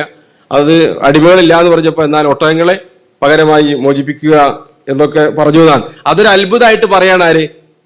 ഉമർ ഇബ്നുൽ ഖത്താബ് റളിയല്ലാഹു അൻഹു. അപ്പൊ ഒരിക്കലും ആ രൂപത്തിലുള്ള ഒരു പ്രകൃതക്കാരനായിരുന്നില്ല. മാത്രമല്ല അദ്ദേഹം വിദ്യാസമ്പന്നനായ മക്കയിലെ നേരത്തെ പറഞ്ഞ അംബാസഡർ എന്ന രൂപത്തിൽ പ്രവർത്തിച്ചിരുന്ന നിലവാരമുള്ള ഒരു വ്യക്തി കൂടിയാണ്. ഈ ശാരീരിക ബലം ഉണ്ടെന്നുള്ളതുകൊണ്ട് ഒരു അക്രമി ആയിക്കൊള്ളുന്നില്ലല്ലോ. പിന്നീട് അദ്ദേഹം ചെയ്ത അക്രമങ്ങളൊക്കെ അദ്ദേഹത്തിന്റെ മനസ്സിൽ ശരിയായി തോന്നിയ വിശ്വാസത്തിനും ആചാരത്തിനും വേണ്ടിയാണ്, മക്കക്കാരുടെ ഐക്യത്തിനും യോജിപ്പിനൊക്കെ വേണ്ടിയാണ് അങ്ങനെ പ്രവർത്തിക്കുന്നത് എന്നാണ് അദ്ദേഹം വിശ്വസിച്ചിരുന്നത്. ജാഹിലിയ കാലത്ത് അദ്ദേഹം ഇസ്ലാമിനോട് സ്വീകരിച്ച സമീപനം വളരെ പരുഷമായിരുന്നു എന്ന് സ്ഥിരപ്പെട്ടതാണ്. അത് ചരിത്രത്തിൽ സ്ഥിരപ്പെട്ടു വന്നിട്ടുള്ളതാണ്. അതിലൊന്ന് അദ്ദേഹത്തിന് ലഭിച്ചത്, എവിടുന്നാണ് ആ പ്രകൃതം ലഭിച്ചത് എന്ന് ചോദിച്ചാൽ, ഒന്ന് വാപ്പയിൽ നിന്നും അവരുടെ തറവാട്ടിൽ നിന്നും തന്നെയാണ്. സയ്യിദ് ബിൻ ഖത്താബ് റളിയല്ലാഹു അൻഹു അദ്ദേഹത്തിന്റെ സഹോദരനാണ്. അതേപോലെ Sayyid bin Amr bin Nufail, Umar ibn Khattab ibn Amr bin Nufail എന്ന് പറഞ്ഞല്ലോ, Umar ibn Khattab ibn Nufail. അപ്പൊ ഉപ്പാന്റെ സഹോദരന്മാരുടെ മകൻ പെട്ട ഈ Sayyid bin Amr bin Nufail ജാഹിലിയ കാലത്ത് തന്നെ ഹനീഫിയ മതത്തിൽ ചേർന്ന ആളാണ്. നബി സല്ലല്ലാഹു അലൈഹി വസല്ലം തങ്ങൾക്ക് മുമ്പ് തന്നെ നമ്മൾ അബൂബക്കർ സിദ്ദീഖ് ചരിത്രത്തിൽ പറഞ്ഞിരുന്നു, അദ്ദേഹം ആദ്യമായി ഇങ്ങനെ നബിയെ പറ്റി കേൾക്കുന്നത് ഇവരുടെ ചർച്ചയിലാണ്. അങ്ങനെ ഇദ്ദേഹം മതം മാറി എന്ന് പറഞ്ഞിട്ട് ഇനി മക്കയിൽ പ്രവേശിക്കാൻ പാടില്ല എന്ന് പറഞ്ഞിട്ട് ഖത്താബ് എന്ത് ചെയ്തിരുന്നു, അദ്ദേഹത്തിന് വിലക്ക് ഏർപ്പെടുത്തിയിരുന്നു. എന്നിട്ട് രഹസ്യമായിട്ടാണ് വീട്ടിലൊന്നും അദ്ദേഹം പോകാറുണ്ടായിരുന്നത്. ഇത് കണ്ടുകൊണ്ടാണ് ആര് വളരുന്നത്? ഉമർദാർക്ക് വളരുന്നത്. അപ്പോ എല്ലാ തരത്തിലും ഒരു മതം മാറിയവനെ, നമ്മൾക്ക് എതിരെ പ്രവർത്തിക്കുന്ന ആളെ നശിപ്പിക്കണം, അവരെ ഏതെങ്കിലും തരത്തിൽ തുരത്തി ഓടിക്കണം എന്നൊരു ചിന്താഗതി മനസ്സിലുണ്ടായിരിക്കാം. അതേപോലെ പിന്നെ കുടുംബക്കാരാണ് ബാക്കിയുള്ള അബൂജഹലും വലീദ് ബിൻ മുഗീറയും ഇങ്ങനെയുള്ള ആളുകളൊക്കെ. അതുകൊണ്ട് തന്നെ അദ്ദേഹത്തിന് ആ പ്രകൃതമാണ് പാരമ്പര്യമായി കൈവന്നത്. അതിന്റെ കൂട്ടത്തിലേക്ക് ശാരീരിക ബലവും അതേപോലെയുള്ള ശക്തി കൂടി കൂടിച്ചേർന്നപ്പോൾ ഒന്നാം തരം ഇസ്ലാമിന്റെ ഒരു ശത്രുവായി അദ്ദേഹം രൂപപ്പെട്ടു എന്നുള്ളതാണ് ശരി. ജാഹിലിയ കാലത്ത് അദ്ദേഹം ഏർപ്പെടാറുണ്ടായിരുന്ന ഒരു വിരോധമാണ് പിന്നെ ഈ ശ്വാസം പിടിച്ചിട്ട് വെള്ളത്തിൽ തയ്യാറില്ലേ, അബ്ബാസ് റളിയല്ലാഹുമായിട്ടൊക്കെ അദ്ദേഹം പലപ്പോഴും മത്സരിച്ച് അദ്ദേഹത്തിന്റെ ആ ശരീരബലത്തിനെ പറ്റി പറയുന്നിടത്ത് അതൊക്കെ ചരിത്രകാരന്മാർ പറഞ്ഞതായി കാണാൻ പറ്റും. ഏതായിരുന്നാലും അദ്ദേഹം ഇസ്ലാമിനെ സംബന്ധിച്ച് കേട്ടു, അത് പരമ്പരാഗതമായി തന്നെ അദ്ദേഹത്തിന് കിട്ടിയ ആ അവിശ്വാസത്തിൽ ഊന്നിയ മതബോധം കാരണത്താൽ തന്നെ ഒരിക്കലും അദ്ദേഹത്തിന് അത് ഉൾക്കൊള്ളാൻ പറ്റിയിരുന്നില്ല. എന്നാൽ നബി സല്ലല്ലാഹു അലൈഹി വസല്ലം തങ്ങൾക്ക് ഇസ്ലാമിനെ സഹായിക്കാൻ ഏറ്റവും നല്ല വ്യക്തിത്വങ്ങളായി നബി സല്ലല്ലാഹു അലൈഹി വസല്ലം തങ്ങൾ കണ്ടിരുന്നത് ഒന്ന് അബൂജഹലിനെയും രണ്ടാമത്തേത് ഉമർ ഇബ്നുൽ ഖത്താബ് റളിയല്ലാഹു അൻഹുവിനെയാണ്. അതുകൊണ്ട് തന്നെ റസൂലുള്ളാഹി പ്രാർത്ഥിക്കാറുണ്ടായിരുന്നു, അല്ലാഹുമ്മ അഇസ്സൽ ഇസ്ലാമ ബി അഹബ്ബിൽ ഉമറൈനി ഇലൈക്. രണ്ട്, അംർ ഇബ്നു ഹിശാം, ഉമർ ഇബ്നുൽ ഖത്താബ്. എന്നീ രണ്ടു പേരിൽ ഏറ്റവും നല്ല ഉമറിനെ, നീ ഇഷ്ടപ്പെടുന്ന ഉമറിനെ കൊണ്ട് നീ ഈ ദീനിനെ സഹായിക്കണേ എന്ന് പ്രാർത്ഥിക്കാറുണ്ടായിരുന്നു. അള്ളാഹുവിനെ അവരിൽ കൂട്ടത്തിൽ ഇഷ്ടപ്പെട്ടത് ഉമർ ഇബ്നുൽ ഖത്താബ് റളിയല്ലാഹു അൻഹു ആണ് എന്ന് നമുക്കറിയാൻ പറ്റും. അദ്ദേഹം ജാഹിലിയ കാലത്ത് പല ആളുകളും നബി സല്ലല്ലാഹു അലൈഹി വസല്ലം തങ്ങൾ വന്നു മുസ്ലിം ആവാൻ തുടങ്ങിയപ്പോൾ കുടുംബക്കാരല്ലാത്ത ആളുകളെ മർദ്ദിക്കാറുണ്ടായിരുന്നു. കുടുംബത്തിൽപ്പെട്ട ആളുകളെയും അദ്ദേഹം പലപ്പോഴും കെട്ടിയിടാറും. സയ്യിദ് ബിൻ സെയ്ദ് റളിയല്ലാഹു അൻഹു അദ്ദേഹം കെട്ടിയിട്ട വ്യക്തിത്വങ്ങളിൽപ്പെട്ടതാണ്. ആദ്യകാലത്ത് മുസ്ലിങ്ങളായ അശറത്തുൽ മുബശ്ശിരീകളിൽപ്പെട്ട വ്യക്തിയാണ് ആര്? Sayyid bin Zaid bin Khattab റളിയല്ലാഹു അൻഹു. Sayyid bin Zaid bin Amr bin Nufail അവരുടെ മകനാണ് അദ്ദേഹം. എൻ്റെ ഇസ്ലാം സ്വീകരിച്ച കാരണത്താൽ കൈകാലികൾ കൂട്ടിക്കെട്ടി വീട്ടിലിട്ടു എന്ന് സഹിയായ റിപ്പോർട്ടുകളിൽ തന്നെ കാണാൻ പറ്റും. അപ്പൊ ഇതാണ് ജാഹിലിയത്തിൽ അദ്ദേഹത്തിന് ഇസ്ലാമിനോടുണ്ടായിരുന്ന നിലപാട്. അദ്ദേഹം ഒരിക്കൽ ഇസ്ലാം സ്വീകരിക്കാൻ ഉള്ള ഒരു കാരണമായി പണ്ഡിതന്മാർ പറയുന്നത്, അദ്ദേഹത്തിന്റെ ഇസ്ലാം സ്വീകരണവുമായി ബന്ധപ്പെട്ട് ഒരിക്കൽ മദ്യപിക്കാൻ വേണ്ടി അവരുടെ സായാഹ്നം അതിനുവേണ്ടി പുറപ്പെട്ടു. മദ്യം ലഭിച്ചില്ല. അങ്ങനെ അദ്ദേഹം കഅബയുടെ അടുത്ത് വന്നു. കൂട്ടുകാരെയൊന്നും ലഭിക്കാത്തതുകൊണ്ട് എന്നാൽ കഅബയുടെ അടുത്ത് പോവാം എന്ന് വിചാരിച്ച് അവിടെ ചെന്നു എന്നാണ് ചില റിപ്പോർട്ടിലുള്ളത്. ഉമർ റളിയല്ലാഹു അദ്ദേഹത്തിന്റെ സഹോദരി ഗർഭിണിയായിരുന്നു. പ്രസവം പ്രയാസമായപ്പോൾ അദ്ദേഹം കഅബയുടെ അടുത്ത് പോയിട്ട് പ്രാർത്ഥിക്കാൻ വേണ്ടി, വിഗ്രഹങ്ങളോടൊക്കെ പ്രാർത്ഥിക്കാനായിരിക്കാം, അല്ലെങ്കിൽ ചിലപ്പോൾ അള്ളാഹിനോട് തന്നെ. ഏതായിരുന്നാലും അങ്ങനെ കഅബയുടെ അടുത്ത് എത്തി എന്നൊക്കെയാണ് റിപ്പോർട്ടുകളുള്ളത്. ആ സമയത്താണ് നബി സല്ലല്ലാഹു അലൈഹി വസല്ലം തങ്ങൾ രാത്രി അവിടെ വന്ന് നമസ്കരിക്കുന്നത്. അത് അദ്ദേഹം കാണാനിടയായി. പല സമയത്തും റസൂലിനെ ശല്യപ്പെടുത്താറുണ്ട്. ഈ സമയത്ത് അദ്ദേഹം എന്താണ് മുഹമ്മദ് ചൊല്ലുന്നത്, ഈ പാരായണം ചെയ്യുന്നത് എന്ന് കേൾക്കാൻ വേണ്ടി, അദ്ദേഹം നല്ല സാഹിത്യകാരനും അതേപോലെ കവിതകൾ നന്നായി ഇഷ്ടപ്പെടുന്ന വ്യക്തിയായിരുന്നു. അപ്പൊ നബിയെ കാണാതെ കഅബയുടെ ബേക്കിലൂടെ വന്ന് ഹിജറിന്റെ അതിലൂടെ പ്രവേശിച്ച് ഈ കഅബയുടെ ആ വിരിയുണ്ടല്ലോ അതിന്റെ ഉള്ളിൽ ഒളിച്ചിരുന്ന് നബി സല്ലല്ലാഹു അലൈഹി വസല്ലം തങ്ങളുടെ ഭാഗത്തേക്ക് വന്നു അതിന്റെ മറയിലൂടെ. എന്നിട്ട് ശ്രവിക്കാൻ തുടങ്ങി. നബി സല്ലല്ലാഹു അലൈഹി വസല്ലം തങ്ങൾ നമസ്കാരത്തിൽ പാരായണം ചെയ്യുന്നത് സൂറത്തുൽ ഹാക്കയാണ് പാരായണം ചെയ്തിരുന്നത് എന്നാണ് ആ റിപ്പോർട്ടിൽ പറയുന്നത്. അദ്ദേഹം അത് കേട്ട് അത്ഭുതപ്പെട്ടു. എന്തൊരു നല്ല കവിതയാണ് മുഹമ്മദ് ഈ ചൊല്ലുന്നത്. അതിൽ നബി സല്ലല്ലാഹു അലൈഹി വസല്ലം തങ്ങൾ പാരായണം ചെയ്ത് ഇന്നഹു ലഖൗലു റസൂലിൻ കരീം എന്നടുത്തേക്ക് എത്തി. അപ്പൊ അദ്ദേഹം ഉറപ്പിച്ചു ഇത് മുഹമ്മദിന്റെ വാചകങ്ങൾ തന്നെ ആയിരിക്കാം എന്ന് അദ്ദേഹത്തിന്റെ മനസ്സിലൂടെ ഇങ്ങനെ വിട്ടുകിടക്കുകയാണ്. നല്ല സുന്ദരമാണല്ലോ ഈ കവിത എന്ന് അദ്ദേഹം ഇങ്ങനെ കണക്കുകൂട്ടുമ്പോഴാണ് വമാ ഹുവ ബി ഖൗലി ശാഇരിൻ ഖലീലം മാ തുഅ്മിനൂൻ, അത് കവിയുടെ വാക്കുകളല്ല. പിന്നീട് പറയുന്നത്, എന്നാൽ പിന്നെ നബി സല്ലല്ലാഹു അലൈഹി വസല്ലം തങ്ങളെ സംബന്ധിച്ച് അവർ ആരോപിക്കാറുണ്ടായിരുന്നത് റസൂൽ പറയുന്ന ഖുർആൻ ജ്യോത്സ്യക്കാർ കൊണ്ടുവന്ന് കൊടുത്തതാണ് എന്നാണ്. വലാ ബി ഖൗലി കാഹിനിൻ ഖലീലം മാ തദക്കറൂൻ എന്ന വചനാണ് പാരായണം ചെയ്തത്. അദ്ദേഹം അത് മുഴുവൻ ശ്രദ്ധിച്ചു. ആ സമയത്ത് തന്നെ എൻ്റെ മനസ്സിലേക്ക് ഇസ്ലാം പ്രവേശിച്ചു എന്ന് അദ്ദേഹം പറഞ്ഞു എന്നാണ് ആ റിപ്പോർട്ടുകളിലുള്ളത്. നമ്മൾക്ക് പ്രസിദ്ധമായ വേറൊരു ചരിത്രം വരാനുണ്ട് അദ്ദേഹത്തിന്റെ ഇസ്ലാം സ്വീകരണവുമായി ബന്ധപ്പെട്ട്. ഏതായിരുന്നാലും അദ്ദേഹത്തിന്റെ മനസ്സിൽ ഈമാൻ പ്രവേശിച്ചു. മനസ്സിൽ അത് വലിയ കോളിലൊക്കെ സൃഷ്ടിച്ചു. ഇനി ജാഹിലിയത്തിനെയാണോ സപ്പോർട്ട് ചെയ്യേണ്ടത്, വിഗ്രഹാരാധനയെയാണോ സപ്പോർട്ട് ചെയ്യേണ്ടത്, അതല്ല മുഹമ്മദിന്റെ മതത്തെയാണോ എന്ന് അദ്ദേഹത്തിന്റെ മനസ്സിന് വല്ലാതെ പ്രയാസം ഉണ്ടാക്കുകയാണ്. അതൊരു പ്രയാസമായി അദ്ദേഹത്തിന് മാറി. എന്താണ് ചെയ്യേണ്ടത് എന്നറിയാതെ ഒരു ദിവസം അദ്ദേഹം നിൽക്കുമ്പോഴാണ് നബി സല്ലല്ലാഹു അലൈഹി വസല്ലം തങ്ങൾ മക്കയിലെ ദുർബലരായ വിശ്വാസികളോടൊക്കെ ഖുറൈശികളുടെ അക്രമം സഹിക്കവയ്യാതായപ്പോൾ അബിസീനിയയിലേക്ക്, ഹബശ എത്യോപ്യ എന്ന് പറയുന്ന സ്ഥലത്തേക്ക് പലായനം ചെയ്യാൻ അനുമതി നൽകിയത്. അതിനുവേണ്ടി ആളുകൾ പോകുന്നതും അദ്ദേഹം അറിഞ്ഞിട്ടുണ്ട്. അപ്പൊ അദ്ദേഹത്തിന് അത് വലിയ പ്രയാസം സൃഷ്ടിച്ചു. മുഹമ്മദ് പറയുന്നതാണോ ശരി, ഇനി ആ സംഗതിയോടെ പറഞ്ഞു കഴിഞ്ഞാൽ ഉണ്ടാവുന്ന ഒരു ഉപദ്രവമാണ് ഇപ്പോൾ വരാൻ പോകുന്നത്. അതെന്താ, ഖുറൈശികളാകെ ഛിന്ന ഭിന്നാകാൻ പോവാണ്, അവരുടെ കൂട്ടത്തിൽ കുറെ ആളുകൾ ഇപ്പോൾ നാട് വിട്ടു പോവാണ് എന്നൊക്കെ അദ്ദേഹം അങ്ങനെ കേൾക്കുന്നുണ്ട്. അങ്ങനെ ഒരു ദിവസം അദ്ദേഹം പോകുമ്പോൾ കാണുന്നത് ആമിർ ബിൻ റബിയ എന്ന് പറയുന്ന സഹാബിയും അവരുടെ ഭാര്യയും ഹിജറ പോകുന്നതായി അദ്ദേഹം കാണുക. അബിസീനിലേക്ക് പോകാനുള്ള യാത്രയിൽ അവരുടെ ഉമ്മ അബ്ദുള്ള എന്ന് പറയുന്ന അദ്ദേഹത്തിന്റെ ഭാര്യ കുറച്ച് പാണ്ടക്കെട്ടുമായി വഴിയരിയിൽ നിൽക്കുകയാണ്. അപ്പൊ അദ്ദേഹം ചോദിച്ചു എവിടെ പോയി ഭർത്താവ് ആമിർ? അപ്പൊ അവർ പറഞ്ഞു അവര് സാധനങ്ങളൊക്കെ ഒരുമിച്ച് കൂട്ടാൻ വേണ്ടി പോയതാണ്. അപ്പൊ അദ്ദേഹത്തിന്റെ ചോദ്യം, നിങ്ങളുടെ ഇരിപ്പ് കണ്ടിട്ട് നിങ്ങളൊരു വലിയ യാത്രക്ക് പോകാൻ തോന്നുന്നുവല്ലോ. അപ്പൊ അവർ പറഞ്ഞു അതെ, ഞങ്ങൾ പോവാണ്. ആദൈതുമൂന, ഞങ്ങളെ ദ്രോഹിച്ചു, ഇനി ഇവിടെ നിൽക്കാൻ യാതൊരു മാർഗവുമില്ല. ഞങ്ങൾ അല്ലാഹുവിന്റെ വിശാലമായ ഭൂമി അന്വേഷിച്ച് പുറപ്പെടുകയാണ്, ഞങ്ങൾക്ക് വിശ്വാസം സംരക്ഷിച്ചുകൊണ്ട് ജീവിക്കണം എന്ന് പറഞ്ഞപ്പോ, സാധാരണ അങ്ങനെയാണെങ്കിൽ ഒരു കിക്കാണ് അദ്ദേഹത്തിന്റെ ഏറ്റവും ചുരുക്കിയ പ്രതികരണമായിട്ട് നമുക്ക് മനസ്സിലാക്കാൻ പറ്റുക.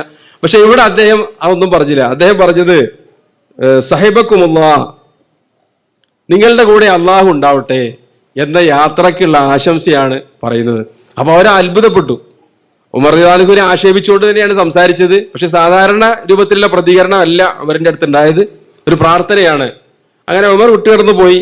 ഭർത്താവ് വന്നപ്പോൾ അവർ പറഞ്ഞു, നിങ്ങൾ കുറച്ച് മുന്നേ വന്നിരുന്നെങ്കിൽ ഉമർ എന്നോട് പറഞ്ഞ വാചകം കേൾക്കായിരുന്നു. അദ്ദേഹം അള്ളാഹു നിങ്ങളുടെ കൂടെ ഉണ്ടാവട്ടെ എന്ന് പറഞ്ഞു.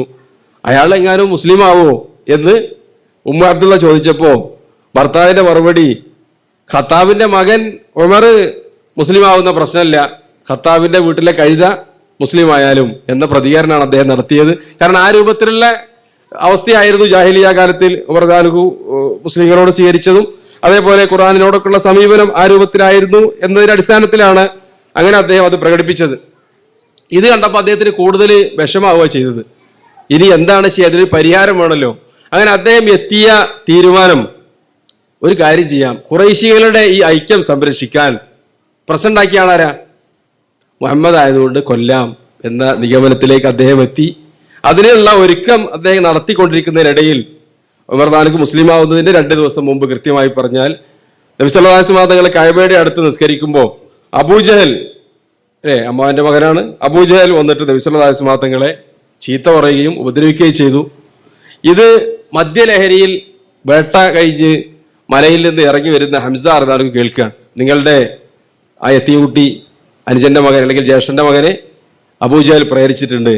അദ്ദേഹം കയ്യിലുണ്ടായിരുന്ന വില്ലുകൊണ്ട് അബൂജഹലിന്റെ തലയ്ക്ക് പ്രഹരിക്കുകയും ഇടിക്കുകയും തല പൊട്ടി രക്തം വരികയും ചെയ്തു. ആളുകൾ ഹംസയുടെ പിടുത്തത്തിൽ നിന്ന് അബൂജഹലിനെ മോചിപ്പിച്ചു, അദ്ദേഹത്തെ രക്ഷപ്പെടുത്തി. എന്നിട്ട് ഹംസ ആവേശത്തിൽ പറഞ്ഞു റളിയല്ലാഹു അൻഹു, ഞാനും മുഹമ്മദിന്റെ മതം സ്വീകരിക്കുകയാണ് എന്ന് അദ്ദേഹം പറഞ്ഞു. ആ മകനോടുള്ള സ്നേഹവും അബൂജഹൽ അദ്ദേഹത്തിനെ ഉപദ്രവിച്ച വിഷമൊക്കെ പരിഗണിച്ചുകൊണ്ട് അങ്ങനെ ഹംസ റളിയല്ലാഹു അൻഹും നബി സല്ലല്ലാഹു അലൈഹി വസല്ലം അതൊരു വികാരത്തിൽ അദ്ദേഹം പറഞ്ഞതാണ്. ആ സമയത്ത് നബി സല്ലല്ലാഹു അലൈഹി വസല്ലം തങ്ങളുടെ സദസ്സിലെത്തി. അപ്പൊ നബി സല്ലല്ലാഹു അലൈഹി വസല്ലം ഉള്ളത് എവിടെയാണ്? മുമ്പ് നമ്മൾ പറഞ്ഞതാണ്, അർക്കം ഇബ്നു അബിൽ അർക്കം. ഇവരും ഉമർ റളിയല്ലാഹു അൻഹുവിന്റെ ഉമ്മയുടെ ഗോത്രക്കാരായ അബൂജഹലിന്റെ കുടുംബക്കാരാണ്, ബനൂ മഖ്സൂമുകാരാണ്. ആര്? അർക്കം ഇബ്നു അബിൽ അർക്കം. അദ്ദേഹം ബനൂ മഖ്സൂമിൽപ്പെട്ടതാണ്. അവരുടെ വീട്ടിലാണുള്ളത്. ഹംസ അവിടെ ഇസ്ലാമിനെ സംബന്ധിച്ച് പഠിച്ചുകൊണ്ടിരിക്കുകയാണ്. ഇത് വന്നപ്പോൾ ഉമർ റളിയല്ലാഹു അൻഹു കൂടുതൽ ഒരു പ്രതികാര ബുദ്ധി കൂടി ഉദിച്ചു. അതായത് അബൂജഹൽ ആരാണ്? ബന്ധു കൂടിയാണല്ലോ. അപ്പൊ ഹംസ കുറച്ചുകൂടി അകന്ന ഗോത്രക്കാരാണ്, റസൂലിന്റെ കുടുംബക്കാരനാണെങ്കിലും. എന്നാൽ പിന്നെ മുഹമ്മദിനെ വധിക്കണം എന്ന നിശ്ചയദാർഢ്യത്തോടു കൂടി അദ്ദേഹം വാളുമായി പുറപ്പെട്ടു എന്നാണ് പറയുന്നത്. വഴിയിൽ വെച്ച് നുഹൈം ഇബ്നു അബ്ദുല്ലാഹിൽ അദവി എന്ന് പറയുന്ന ഉമർ റളിയല്ലാഹു അൻഹുവിന്റെ തന്നെ ഗോത്രത്തിലെ ഈ വ്യക്തിയെ കണ്ടുമുട്ടി. അദ്ദേഹം സഹാബിയാണ്. എങ്ങോട്ടാണ് ഉമർ നിങ്ങളുടെ ഈ പുറപ്പാട് എന്ന് ചോദിച്ചപ്പോൾ അദ്ദേഹം പറഞ്ഞത്, ഞാൻ മുഹമ്മദിനെ വധിക്കാൻ തീരുമാനിച്ചിട്ടുണ്ട്, അതല്ലാതെ ഈ മക്കയിലുള്ള പ്രശ്നത്തിന് ഒരു പരിഹാരമില്ല. അത് കേട്ടപ്പോൾ അദ്ദേഹം മനസ്സിൽ ഈമാൻ ഒളിപ്പിച്ചു വെച്ചതാണ്. ഉമർ അറിഞ്ഞിട്ടില്ല നുഹൈം മുസ്ലിമായത്. അദ്ദേഹം പറഞ്ഞു, അതിലിപ്പോൾ നിങ്ങൾ മുഹമ്മദിനെ കൊന്നിട്ട് എന്താ കാര്യം? ആദ്യം നിന്റെ വീട്ടിലെ കാര്യം തന്നെ പരിഹരിച്ചിട്ട് വാ. നിങ്ങളുടെ സഹോദരി ഫാത്തിമ മുസ്ലിം ആയിട്ടുണ്ട്. അതേപോലെ തന്നെ നേരത്തെ പറഞ്ഞ സയ്യിദ് ബിൻ സെയ്ദാണ് ഫാത്തിമയുടെ ഭർത്താവ്, അവരും മുസ്ലിം ആയിട്ടുണ്ട്. അവരൊക്കെ ഇപ്പോൾ വീട്ടിൽ ഖുർആൻ പഠിച്ചുകൊണ്ടിരിക്കുകയാണ്. നീ മുഹമ്മദിനെ കൊല്ലാൻ പോകുന്നതിന് മുമ്പ് ആദ്യം വീട്ടുകാരെ പോയിട്ട് ശരിയാക്കി എന്ന് പറഞ്ഞപ്പോൾ അദ്ദേഹം കോപത്തോടു കൂടി ഫാത്തിമയുടെ അടുത്ത് ചെന്നു. വാതില് കതക് തട്ടി തുറന്ന് വീട്ടിലേക്ക് പ്രവേശിച്ചു. അവിടെ ഖബാബുൽ അർത്ത് റളിയല്ലാഹു അൻഹു ഖുർആൻ പഠിപ്പിച്ചു കൊടുക്കുകയാണ് വീട്ടിൽ വെച്ച് രഹസ്യമായി. പിന്നെ ഫാത്തിമയ്ക്കും അവരുടെ ഭർത്താവ് സയ്യിദ് ബിൻ സെയ്ദ് റളിയല്ലാഹു അൻഹും അജ്മഈൻ. ഇത് കണ്ടുകൊണ്ടാണ് അദ്ദേഹം ചെല്ലുന്നത്. ചെന്ന ഉടനെ തന്നെ ഫാത്തിമ റളിയല്ലാഹു അൻഹയെ മുഖത്ത് അദ്ദേഹം പ്രഹരിച്ചു, അവരെ വഴക്ക് പറഞ്ഞു. അവരുടെ കയ്യിലുള്ള ഈ ഗ്രന്ഥം കണ്ടപ്പോൾ അദ്ദേഹം അതൊന്ന് വായിക്കാൻ വേണമെന്ന് ആവശ്യപ്പെട്ടു എന്നാണ് ആ റിപ്പോർട്ടിലുള്ളത്. ഇതാണ് പ്രസിദ്ധമായി അദ്ദേഹത്തിന്റെ ഇസ്ലാം സ്വീകരണവുമായി നമ്മളൊക്കെ കേൾക്കാറുള്ളത്. ഒരുപക്ഷെ ഇത് മൂന്ന് സംഭവങ്ങളായി പറഞ്ഞ പണ്ഡിതന്മാരുണ്ട് ചരിത്രത്തിൽ. ഇത് ഒന്നിച്ചായിരിക്കാം സംഭവിച്ചിട്ടുണ്ടാവുക എന്നുള്ളതാണ് മറ്റൊരു വീക്ഷണം. ഏതായിരുന്നാലും ഉമർ റളിയല്ലാഹു അൻഹു ആ പേജുകൾ ആ താളി മേടിച്ചിട്ട് വായിക്കാൻ അത് ചോദിച്ചു. പക്ഷെ അവർ സമ്മതിച്ചില്ല എന്നാണ്. അത് ഞാൻ പറഞ്ഞത് ചരിത്രത്തിൽ എത്രത്തോളം അതിന്റെ ആ വിശദമായ രൂപങ്ങളുടെ ശരി അല്ലാഹു അലം. ഏതായിരുന്നാലും അവർ വിസമ്മതിച്ചു. നിങ്ങൾ അശുദ്ധനാണ്, നീ പോയിട്ട് ആദ്യം കുളിച്ച് വൃത്തിയായി വരണം എന്ന് പറയുകയും അദ്ദേഹം കുളിച്ച് ശുദ്ധനായി വന്ന് അതൊന്ന് വായിക്കാനുള്ള താല്പര്യം കൊണ്ട് നമ്മളിന്ന് കാണുന്നത് പോലെ എഴുത്തും അതേപോലെ തന്നെ എഴുതിയ പേജുകളെന്ന് പറഞ്ഞാൽ സുലഭമല്ലല്ലോ. അതുകൊണ്ടൊക്കെ ആയിരിക്കാം. പിന്നെ അദ്ദേഹത്തിന്റെ ഈ സാഹിത്യത്തിനോടുള്ള സ്നേഹവും ഖുർആനോട് സംബന്ധിച്ച് തന്നെ അദ്ദേഹം മുമ്പ് കേട്ടതൊക്കെ ആയിരിക്കാം. ഇങ്ങനെ വായിക്കാനുള്ളൊരു പ്രചോദനം അദ്ദേഹത്തിനുണ്ടായി. അദ്ദേഹം അത് തുറന്നുകൊണ്ട് വായിച്ചപ്പോൾ അദ്ദേഹം കാണുന്നത് സൂറത്ത് ത്വാഹയാണ് അവരുടെ മുന്നിലുള്ളത്. നമ്മൾ എല്ലാവരും കേട്ടിട്ടുള്ള അഊദു ബില്ലാഹി മിനശ് ശൈത്വാനിർ റജീം ത്വാഹ മാ അൻസൽനാ അലൈക്കൽ ഖുർആന ലിതശ്ഖാ ഇല്ലാ തദ്കിറതൻ ലിമൻ യഖ്ശാ തൻസീലൻ മിമ്മൻ ഖലഖൽ അർള വസ്സമാവാതിൽ ഉലാ അർറഹ്മാനു അലൽ അർശി ഇസ്തവാ ലഹു മാ ഫിസ് സമാവാതി വമാ ഫിൽ അർളി വമാ ബൈനഹുമാ വമാ തഹ്ത ഥറാ എന്ന് പറഞ്ഞ സൂക്തങ്ങൾ അങ്ങോട്ട് കേട്ടപ്പോൾ അദ്ദേഹത്തിന്റെ മനസ്സ് പിടിച്ചിട്ട് നിന്നില്ല. അദ്ദേഹം അവിടുന്ന് എനിക്ക് മുസ്ലിം ആവണം, നബി സല്ലല്ലാഹു അലൈഹി വസല്ലം തങ്ങളുടെ മുന്നിലേക്ക് പോകണം എന്ന് പറഞ്ഞുകൊണ്ട് നബി സല്ലല്ലാഹു അലൈഹി വസല്ലം തങ്ങളുള്ള അർഖം ബിൻ അബിൽ അർഖമിന്റെ വീട്ടിലേക്ക് പോവുകയും അവിടെ എത്തിയപ്പോൾ 2 ദിവസം മുമ്പ് മുസ്ലിമായ ഹംസയുണ്ട്, തൽഹത്ത് ബിൻ ഉബൈദില്ലാ റളിയല്ലാഹു അൻഹു ഉണ്ട്. അവർ രണ്ടാളുമാണ് ഇവരുടെ സ്വീകരിക്കുന്നത്. എന്തിനാണ് ഇവൻ വന്നിട്ടുള്ളത്? വല്ല പ്രശ്നമുണ്ടെങ്കിൽ വാളുകൊണ്ട് ശരിയാക്കാന്ന് പറഞ്ഞുകൊണ്ട് ഹംസ അദ്ദേഹത്തിന്റെ പെരടിയിൽ വാളും വെച്ചാണ് അങ്ങോട്ട് കയറ്റിയത്. നബി സല്ലല്ലാഹു അലൈഹി വസല്ലം തങ്ങളുടെ മുന്നിലെത്തിയപ്പോൾ റസൂലുള്ളാഹി ചോദിച്ചു, ഉമർ, നീ എത്ര കാലമാണ് ഇങ്ങനെ ജാഹിലിയത്തിൽ ജീവിക്കുക? നിന്റെ കുടുംബക്കാരൻ വലീദ് ബിൻ മുഗീറയെ അല്ലാഹു ആക്ഷേപിച്ചിട്ടുണ്ട് ഖുർആനിൽ. സനസിമുഹു അലൽ ഖുർതൂം, അവന്റെ മൂക്കിൽ തന്നെ ഞാൻ, അവന്റെ നെറ്റിയിൽ തന്നെ ഞാൻ അടയാളം വെക്കും എന്ന് പറഞ്ഞുകൊണ്ട് ആക്ഷേപിച്ചിട്ടുണ്ട്. നീയും അങ്ങനെയുള്ള നിത്യ ആക്ഷേപത്തിന് വേണ്ടി കാത്തിരിക്കുകയാണോ? നീ മുസ്ലിം ആകുന്നില്ലേ എന്ന് ചോദിച്ചു. അദ്ദേഹം അവിടെ വെച്ച് ഷഹാദത്ത് കലിമ ഇസ്ലാമിലേക്ക് വന്നു. അതിനുശേഷം ഈ ഫാറൂഖ് എന്ന പേര് അദ്ദേഹത്തിന് ലഭിക്കുന്ന സംഭവങ്ങൾ ഉണ്ടായത്. അദ്ദേഹം നബി സല്ലല്ലാഹു അലൈഹി വസല്ലം തങ്ങളോട് ചോദിച്ചു, അള്ളാഹുവിന്റെ റസൂൽ അലസ്നാ അലൽ ഹക്ക്, ഈ പറയുന്നതൊക്കെ ശരിയല്ലേ? നിങ്ങൾ ഈ പറയുന്ന ദീൻ സത്യമല്ലേ? അതിന് വിരുദ്ധമായതൊക്കെ ബാത്തിലല്ലേ? പിന്നെ എന്തിനാണ് ഇത് ഒളിച്ച് നമ്മൾ ഈ വീട്ടിൽ കഴിഞ്ഞു കൂടുന്നത്? ഒളിച്ചു കഴിയാനുള്ള കാരണം എന്തായിരുന്നു? അബൂബക്കർ സിദ്ദീഖ് റളിയല്ലാഹു മുസ്ലിം ആയപ്പോൾ അദ്ദേഹം കഅബയുടെ അടുത്ത് പോയിട്ട് നിസ്കരിക്കാന്നുള്ളത്. അങ്ങനെ പോയപ്പോൾ അവിടുന്ന് അടിച്ചിട്ട് പിന്നെ അബൂബക്കർ സിദ്ദീഖ് റളിയല്ലാഹുവിന്റെ ബോധം നഷ്ടപ്പെട്ടു. നബി സല്ലല്ലാഹു അലൈഹി വസല്ലം തങ്ങൾ എടുത്തുകൊണ്ട് പോയിട്ട് ഒളിപ്പിച്ചതാണ് അവിടെ അർഖം അബിൽ അർഖമിന്റെ വീട്ടിൽ. അങ്ങനെ ഏകദേശം വർഷത്തിലേറെ 1-2 വർഷത്തോളം അവിടെ ഒളിച്ചു കഴിയായിരുന്നു നബി സല്ലല്ലാഹു അലൈഹി വസല്ലം തങ്ങൾ. അവർക്ക് അപ്പോൾ ആവേശം ലഭിച്ചു. അബ്ദുല്ലാഹി ഇബ്നു മസ്ഊദ് റളിയല്ലാഹു പറയുന്നത്, ഉമർ മുസ്ലിമായത് മുതൽ ഞങ്ങൾക്ക് അഭിമാനമായിരുന്നു. അദ്ദേഹം മുസ്ലിമായതോടുകൂടി പിന്നെ മറ്റൊരു ഇസ്ലാമിന്റെ ചരിത്രമാണ് മക്കയിലുണ്ടായത്. ഹംസ റളിയല്ലാഹു തന്നെ മുസ്ലിമായിരുന്നു 2 ദിവസം മുമ്പ്. രണ്ടാളും ഓരോ വരിക്ക് നേതൃത്വം നൽകിക്കൊണ്ട് അവര് കഅബയുടെ അടുത്തേക്ക് നിസ്കരിക്കാൻ പുറപ്പെട്ടു. അവിടെയുള്ള ശക്തവാന്മാരാണ് മുസ്ലിമായിട്ടുള്ളത്. തല്ല് മേടിക്കാനും തല്ല് കൊടുക്കാനും പറ്റിയ അതിന് ആരോഗ്യമുള്ള ആളുകളാണ്. അതിനു മുമ്പ് മുസ്ലിമായവരൊക്കെയോ ദുർബലന്മാരായ അടിമകളായ ആളുകളോ, അതേ സഹാബിമാരിൽ അവിടെയുള്ള ആളുകളാണെങ്കിൽ വളരെ ദുർബലന്മാരായ അബ്ദുല്ലാഹി ഇബ്നു മസ്ഊദിനെ പോലെയുള്ള വളരെ ശാരീരികമായി ഒന്നിനും കഴിയാത്ത സഹാബിമാരാണ് ആരോഗ്യപരമായി നോക്കുകയാണെങ്കിൽ. പക്ഷെ ഇപ്പൊ മുസ്ലിമായത് അവർ തന്നെ പേടിക്കുന്ന ആളുകളാണ്. ഇത് ഖുറൈശികൾ കാണുകയാണ്. ഉമറിന്റെ ഇസ്ലാം ആശ്ലേഷണം അവരെ വല്ലാതെ പ്രയാസപ്പെടുത്തി. അവർ പരസ്യമായി അവിടെ വന്ന് നിസ്കരിക്കുകയാണ്. അവർ താരക്ക് പിറ്റേ ദിവസം ചെയ്ത പണി, മക്കയിൽ ആരാണ് ഏറ്റവും കൂടുതൽ വാർത്ത പ്രചരിപ്പിക്കുന്ന ആള് എന്ന് ചോദിച്ചു എന്നാണ്. അപ്പൊ അവർ പറഞ്ഞു, നുഐമ് അൽ ജുമഹി എന്ന് പറയുന്ന ഒരു വ്യക്തിയാണ്, ജമീൽ ഇബ്നു മുഅമ്മർ അൽ ജുമഹി എന്ന് പറയുന്ന വ്യക്തിയാണ് അവിടുത്തെ പത്രപ്രവർത്തകൻ. വാർത്ത കിട്ടിയാൽ എല്ലാവരുടെ പേരിലും എത്തിക്കുന്നത് അയാളുടെ പരിപാടിയാണ്. അദ്ദേഹത്തിന് അടുത്ത് പോയിട്ട് പറഞ്ഞു, ഇതാ ഞാൻ മുസ്ലിം ആയിട്ടുണ്ട്. അദ്ദേഹം ഉടനെ ഉടുത്ത വസ്ത്രം എടുത്ത് ഓടുകയാണ്. ഒന്നും പ്രതികരിച്ചില്ല. നേരെ കഅബയുടെ അടുത്ത് പോയിട്ട്, നിങ്ങൾ അറിഞ്ഞോ ഉമർ മതം വിട്ടിട്ടുണ്ട്. അവരങ്ങനെയാണ് പറയാറുണ്ടായിരുന്നത്. മുസ്ലിമായി നല്ല പറയാ, ഇസ്ലാം എന്ന് പറഞ്ഞാൽ നല്ലതാണെന്ന് അവർക്കറിയാം. അതുകൊണ്ട് അത് പറയാറില്ല. പിന്നെയോ ഇസ്ലാം എന്ന് പറഞ്ഞാൽ അസ്ലാം എന്ന് പറഞ്ഞാൽ കീഴ്പ്പെട്ടു എന്നാണല്ലോ. അവര് പറഞ്ഞത് മതം മാറി എന്നാണ്. ഉമർ മതം മാറി. അത് കേട്ടതോടുകൂടി സഹീൽ ബുഖാരിയിലുള്ളതാണ് ഇനി പറയുന്ന ചരിത്രം. ഖുറൈശികൾ ഒന്നടങ്കം ഉമറിനെ ആക്രമിക്കാൻ വേണ്ടി അദ്ദേഹത്തിന്റെ വീട്ടിലേക്ക് പുറപ്പെട്ടു. അഹ്സബുൽ വായിലു സഹമി, അമർ ഇബ്നു യാസിന്റെ ഉപ്പ, അദ്ദേഹം ഇവരുടെ ബന്ധുവാണ്. ഈ വിവരറിഞ്ഞു. അദ്ദേഹം വരുമ്പോൾ കാണുന്നത് ഉമറിനെ ആക്രമിക്കാൻ വേണ്ടി വലിയ ഒരു കൂട്ടം ആളുകൾ തന്നെ അദ്ദേഹത്തിന്റെ വീടിന്റെ മുന്നിൽ കൂടിയതാണ്. അപ്പൊ അദ്ദേഹം അവരിൽ നിന്ന് ഉമറിനെ രക്ഷപ്പെടുത്തി. അദ്ദേഹം പറഞ്ഞത്, നിങ്ങൾക്ക് എന്താണ് ഉമർ മുസ്ലിമായൊരു പ്രയാസം? അദ്ദേഹത്തിന് ഇഷ്ടപ്പെട്ട ഒരു മതം അദ്ദേഹം തിരഞ്ഞെടുത്തു. അതുകൊണ്ട് അദ്ദേഹം രക്ഷപ്പെട്ടു. അദ്ദേഹത്തിന് എന്തിനാണ് നിങ്ങൾ ആക്രമിക്കുന്നത് എന്ന് വളരെ ലാഘവത്തോടു കൂടി ചോദിക്കുകയും അവർ പിരിഞ്ഞു പോവുകയും ചെയ്തു എന്നാണ് ബുഖാരിയിലുള്ള റിപ്പോർട്ടിലുള്ളത്. അത് അബ്ദുല്ലാഹി ഇബ്നു ഉമർ റളിയല്ലാഹു പിൽക്കാലത്ത് ചോദിച്ചതാണ്, ഉപ്പ ഖുറൈശികളുടെ ആക്രമണത്തിൽ നിന്ന് നിങ്ങളെ രക്ഷപ്പെടുത്തിയത് ആരാണ്? അള്ളാഹു അദ്ദേഹത്തിന് പ്രതിഫലം നൽകട്ടെ എന്ന് പറഞ്ഞപ്പോ ഉമർ ഇബ്നു ഖത്താബിന്റെ മറുപടി, അള്ളാഹു അവനൊരു പ്രതിഫലവും നൽകാതിരിക്കട്ടെ, എന്നെ രക്ഷപ്പെടുത്തിയത് ആരാ? ആസിം ബിൻ വായിൽ സഹബിയാണ്. അത് പറയാൻ കാരണം എന്താ, അദ്ദേഹം മുസ്ലിം ആയിട്ടില്ല, അതുകൊണ്ടാണ് അങ്ങനെ പറഞ്ഞത്. പക്ഷെ രക്ഷപ്പെടുത്താനുള്ള കാരണം അവിടെ ഒരു പ്രശ്നം ഇല്ലാതിരിക്കാൻ വേണ്ടി അദ്ദേഹം നടത്തിയ ഇടപെടലായിരുന്നു എന്നുള്ളതാണ്.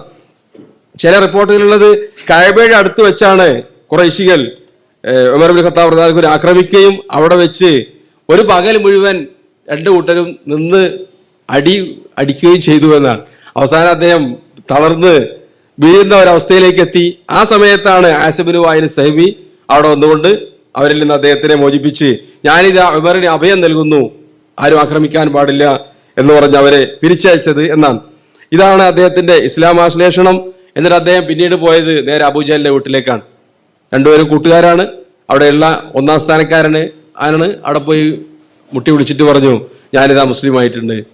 അദ്ദേഹം പ്രഖ്യാപിച്ചത് ഞാൻ നബി സല്ലല്ലാഹു അലൈഹി വസല്ലം തങ്ങളെ ഉപദ്രവിക്കാൻ വേണ്ടി ഇസ്ലാമിനെതിരെ ഏതൊക്കെ ഊടുവഴികളിലൂടെ സഞ്ചരിച്ചിട്ടുണ്ടോ അവിടെയൊക്കെ നബി സല്ലല്ലാഹു അലൈഹി വസല്ലം തങ്ങളെ സഹായിക്കാൻ വേണ്ടി, നബി സല്ലല്ലാഹു അലൈഹി വസല്ലം തങ്ങളുടെ ദീൻ പ്രചരിപ്പിക്കാൻ വേണ്ടി ചുറ്റിത്തിരികെ തന്നെ ചെയ്യും എന്ന് പ്രഖ്യാപിച്ചുകൊണ്ടാണ് അദ്ദേഹം ഇങ്ങനെ പുറപ്പെട്ടത് എന്നാണ് പറയുന്നത്.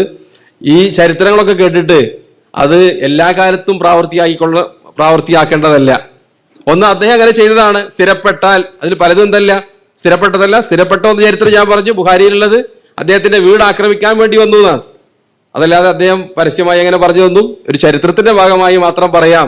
ഇന്ന് മുസ്ലിമായ ഒരാള് അങ്ങനെയാണല്ലോ ഉമർ ഇബ്നു ഖത്താബ് പഠിപ്പിച്ചത്. അതുകൊണ്ട് ഞാനിപ്പോ പോയിട്ട് പത്രത്തിൽ കൊടുക്കുകയാണ്, വാർത്താ സമ്മേളനം വിളിച്ചു പറയാണ്. അങ്ങനെ അഥവാ ആരെങ്കിലും ഒക്കെ ആക്രമിച്ചാൽ അതിന് നമുക്ക് മാതൃകയുണ്ടല്ലോ എന്നൊന്നും പറയുന്നത് ശരിയല്ല. കാരണം ഇസ്ലാം അതല്ല പഠിപ്പിച്ചിട്ടുള്ളത്. സാന്ദർഭോചിതമായി എന്താണ് ചെയ്യേണ്ടത്, മറച്ചു വെക്കേണ്ട സന്ദർഭങ്ങളാണെങ്കിൽ അതാണ് ചെയ്യേണ്ടത്. അദ്ദേഹത്തിനെ സംബന്ധിച്ചിടത്തോളം നേരത്തെ പറഞ്ഞു അടി കിട്ടിയാൽ അത് കൊള്ളാനും അത് പിന്നെ വീണ്ടും പകരം നൽകാനൊക്കെ കഴിവുള്ള ആളായതുകൊണ്ട് തന്നെ അദ്ദേഹം ചെയ്തതായിരിക്കാം എന്നുള്ളത് മനസ്സിലാക്കണം. നമ്മളുടെ ഈ ദർസിലെ പല ഭാഗങ്ങളും പിന്നെ വീക്ഷിച്ചുകൊണ്ട് ചില ചോദ്യങ്ങൾ വന്നിരുന്നു. നമ്മളുടെ ഗ്രൂപ്പിൽ ഞാനതിനെ സംബന്ധിച്ച് പറയാത്തത് കൊണ്ടാണ്. അവരുടെ സംശയം എന്തുകൊണ്ടാണ് ഇങ്ങനെയൊക്കെ ഉണ്ടായിട്ട് യുദ്ധവും കലാപവും, എന്നിട്ട് അവർ പറയുന്നത് അക്രമം നമ്മൾ നടത്തണം. ആരെ? നമ്മളുടെ നാട്ടിലെ പിന്നെ അക്രമികളായ പേരെടുത്തുകൊണ്ട് ചില സംഘടനകളുടെ പേരൊക്കെ പറയുന്നുണ്ട്. അവർക്കെതിരെ എന്തുകൊണ്ടാണ് നമ്മൾ പിന്നെ പോരാടാത്തത്? പ്രത്യേകിച്ച് സഹായിമാരുടെയൊക്കെ ചരിത്രത്തിൽ അബൂജന്തലിന്റെ കഥയൊക്കെ പറഞ്ഞിട്ട് അവര് യാമ്പുവിന്റെ ഭാഗത്ത് പോയി താമസിച്ചിരുന്നു. എന്നിട്ട് അതിലെ പോയിരുന്ന ഖുറൈശികളെ അവരെ കൊല്ലുകയും അവരുടെ സ്വത്ത് സമ്പത്തൊക്കെ പിടിച്ചെടുക്കുകയും ചെയ്തിരുന്നു. അങ്ങനെ നമ്മൾക്ക് എന്ത് ചെയ്യാം, ഈ പ്രവർത്തനങ്ങളൊക്കെ ചെയ്യാം എന്നൊക്കെ പറഞ്ഞ് ഒരുപാട് ഒരു 8-10 ചോദ്യങ്ങൾ ചില സുഹൃത്തുക്കൾ ചോദിച്ചിരുന്നു. ഞാനതിന് മറുപടി പറയാതിരുന്നതാണ് മനഃപൂർവ്വം. കാരണം അത് പ്രത്യേകം തന്നെ ഇസ്ലാം എന്താണ് അത്തരം സന്ദർഭങ്ങളിൽ ഇസ്ലാമിലെ നിയമങ്ങളെന്ന് നമ്മൾ മനസ്സിലാക്കേണ്ടതാണ്. പിന്നീട് അങ്ങനെയുള്ള ചിന്താഗതിയുള്ള ആളുകൾ ഈ ദർസിലില്ല സത്യത്തിൽ. ഇനി അങ്ങനെ ഉണ്ട് എന്ന് തോന്നിക്കപ്പെടാതിരിക്കാൻ വേണ്ടിയാണ് ഞാനതിന് ആ വാട്സപ്പ് ഗ്രൂപ്പിൽ മറുപടി പറയാതിരുന്നത്. അത്തരം സംശയമുള്ള ആളുകൾക്ക് വ്യക്തിപരമായി ചോദിക്കാം. അതല്ലെങ്കിൽ ഇൻഷാ അല്ലാഹ് നമുക്ക് നമ്മളുടെ സംഘാടകർ ഇസ്ലാമും തീവ്രവാദവും എന്നൊരു വിഷയം തന്നെ വിപുലമായി തന്നെ സംഘടിപ്പിക്കണം എന്ന് ഞാൻ അവരോട് ആവശ്യപ്പെടുകയാണ്. കാരണം ഇത്തരം ചിന്താഗതിയുള്ള ആളുകൾ അത് പ്രചരിപ്പിക്കാൻ, ഒന്ന് ചരിത്രപരമായി സ്ഥിരപ്പെടാത്ത കാര്യങ്ങൾ, രണ്ടാമത് അങ്ങനെ ആ കാലഘട്ടത്തിൽ നടന്ന ചില സംഭവങ്ങൾ നമ്മൾക്ക് എന്തില്ല, അതിലൊന്നും പലപ്പോഴും പല സഹായിമാരും ചെയ്തതിൽ നമുക്ക് മാതൃകയില്ല. നമ്മൾക്ക് മാതൃകയുള്ള എന്തിലാണ്?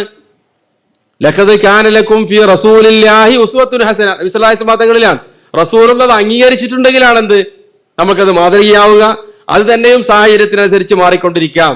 പിന്നെ ആ പറഞ്ഞ സംഗതികളൊക്കെ പിന്നെ യാതൊരു ബന്ധമില്ലാത്ത കാര്യങ്ങളാണ്. അത് വിശദമായി അതിലേക്ക് പ്രവേശിക്കേണ്ടതുണ്ട്. അപ്പോൾ ഈ ഉമർ ഇബ്നു ഖത്താബ് റളിയല്ലാഹു ചരിത്രമൊക്കെ കേട്ടിട്ട് ആ ശൂരത്വം ഒന്ന് പ്രകടിപ്പിക്കാം എന്ന് വിചാരിച്ചുകൊണ്ട് ആരും അക്രമ പ്രവർത്തനങ്ങളിലേക്ക് തിരിയേണ്ടതില്ല. അത് ഇസ്ലാം ഒരിക്കലും പ്രോത്സാഹിപ്പിച്ചിട്ടില്ല. മറിച്ച് ധീരത എന്ന് പറയുന്നത് നമ്മളുടെ ശരീരം നിയന്ത്രിക്കുന്നതിലാണ്, അതേപോലെ നമ്മുടെ വിശ്വാസം സംരക്ഷിക്കുന്നതിലാണ്. വലാ തുൽഖു ബി ഐദീകും ഇല തഹ്ലുക, നാശത്തിലേക്ക് നിങ്ങൾ എടുത്തു ചാടരുത്.